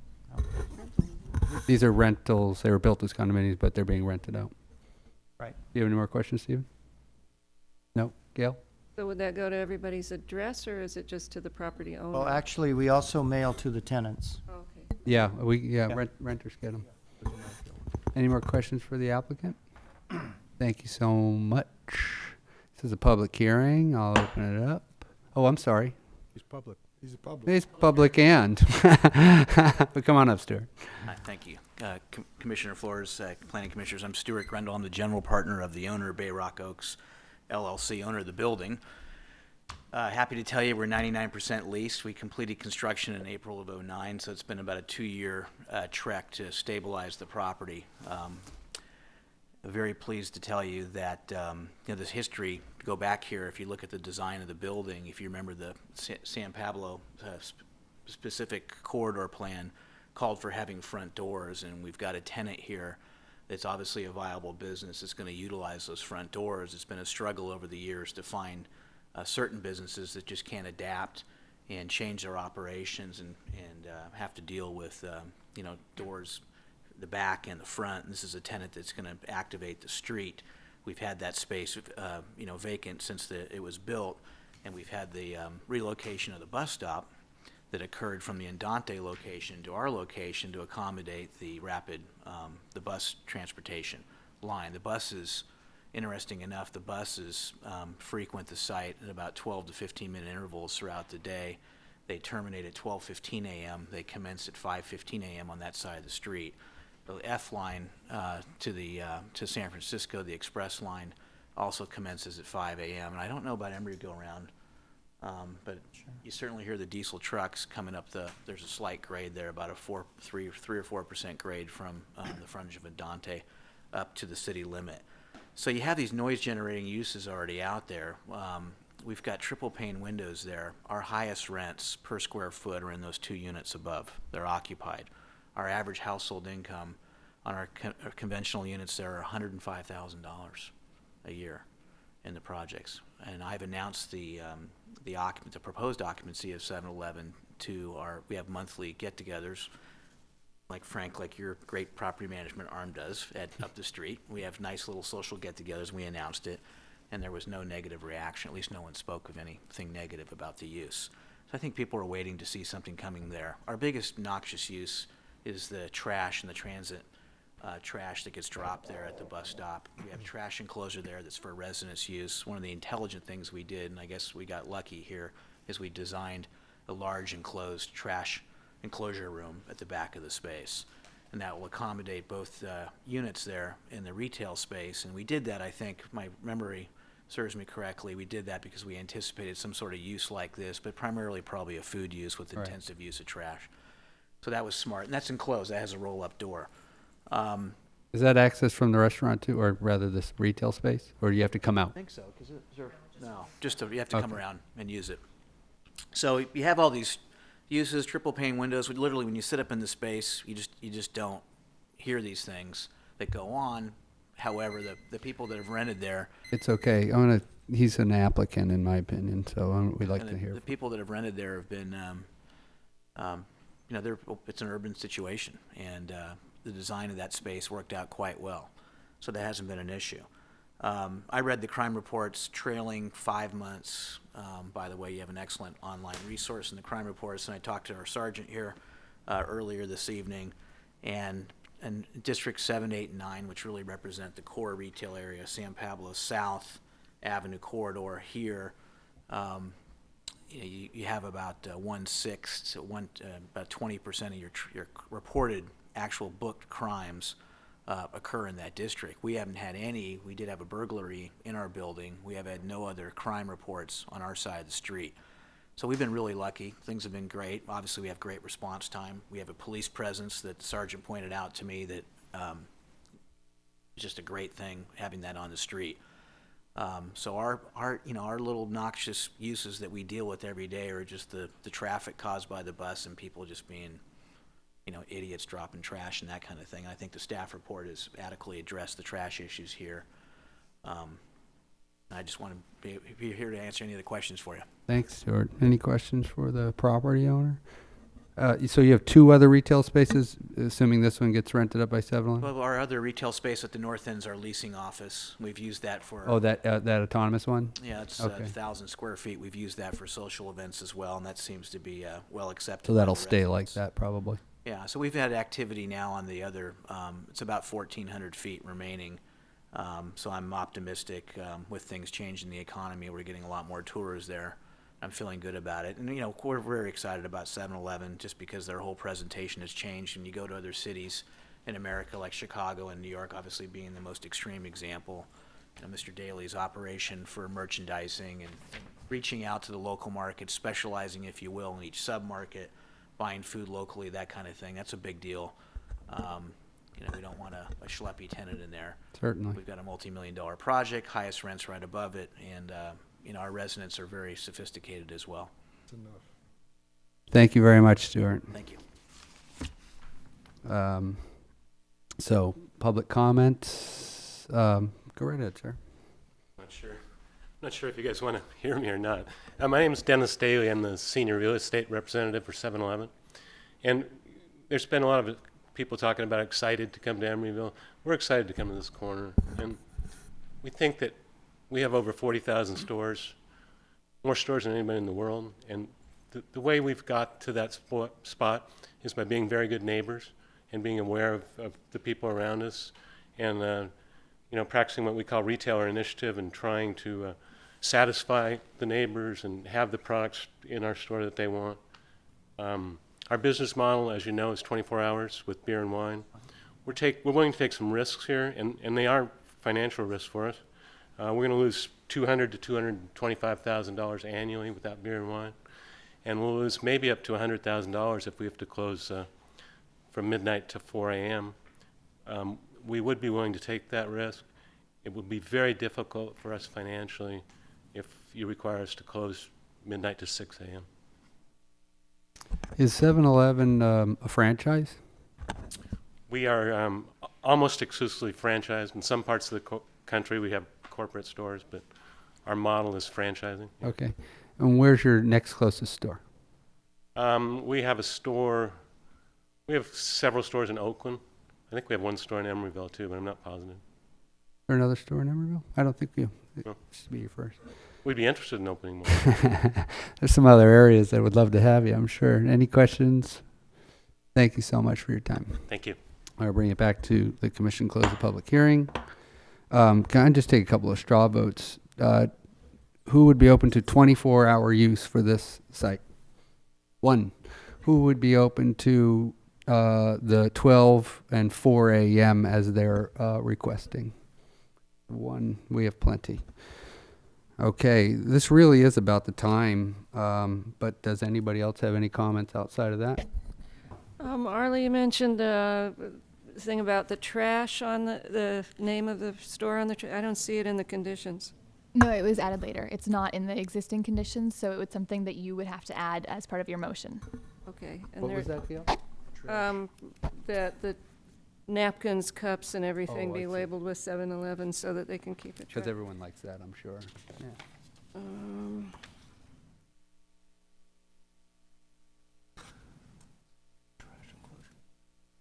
Any other comments? Well, questions? Well, I'm going to make a motion to approve with 12 a.m. closing, 4 a.m. Opening, and also adding the provision of labeling the paper products that come out of the building. There is also one typo on page 2. It's saying it's a proposed use of religious assembly. Assembly, yeah. Need to fix that. I thought that was pretty And praise good, the Lord. actually. Oh, wait, you know what? Thank heaven for 7-Eleven. Thank you, Frank. On page 2 of what? Of the resolution? Yeah. My apologies. I'd like to know what 7-Eleven stands for. Oh, wait.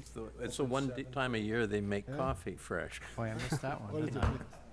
What's Any the- comment on what 7-Eleven stands for and What's the comes from? origin of the Well, first of name? all, there's a motion on the I table. believe that was their original hours of operation. Pardon? It was probably their original hours of operation. Was that what it was? In 1946, our hours went. There you go. Original hours are in 12-11, I see. 1946. I second the motion. We have a motion by Flores, second by Sherman. Call the roll. All right, so this is for 12 midnight, or for 4 a.m. to 12 midnight. Correct. Commissioner Donaldson? Aye. Commissioner Hoff? Aye. Commissioner Kummerly? Aye. Commissioner Sherman? Aye. Commissioner Steinberg? Aye. Vice Chair Cardoza? Aye. Chair Flores? Aye. 7 ayes, the application is approved. This decision may be appealed to the City Council within 15 days. 7-Eleven, thanks for coming to Emeryville, and I hope it works out for you. And EPD, thanks for coming out. Okay, Commissioner comments? I hope I didn't take too much time on that. I mean, too much, well, asking everybody to have another meeting. I really was thinking about that building, and I don't know if any of you have been in it, but I just thought it was really important to go through it. Let's go. Yeah, they had So- a thing. And then I get, as Charlie commented, we're doing the chair and vice chair, so think about who you might want to nominate. certainly I'm still interested in chairing, but open to somebody else taking the lead. And that's it. And I'll sign these, Charlie, now. Oh, good, thanks.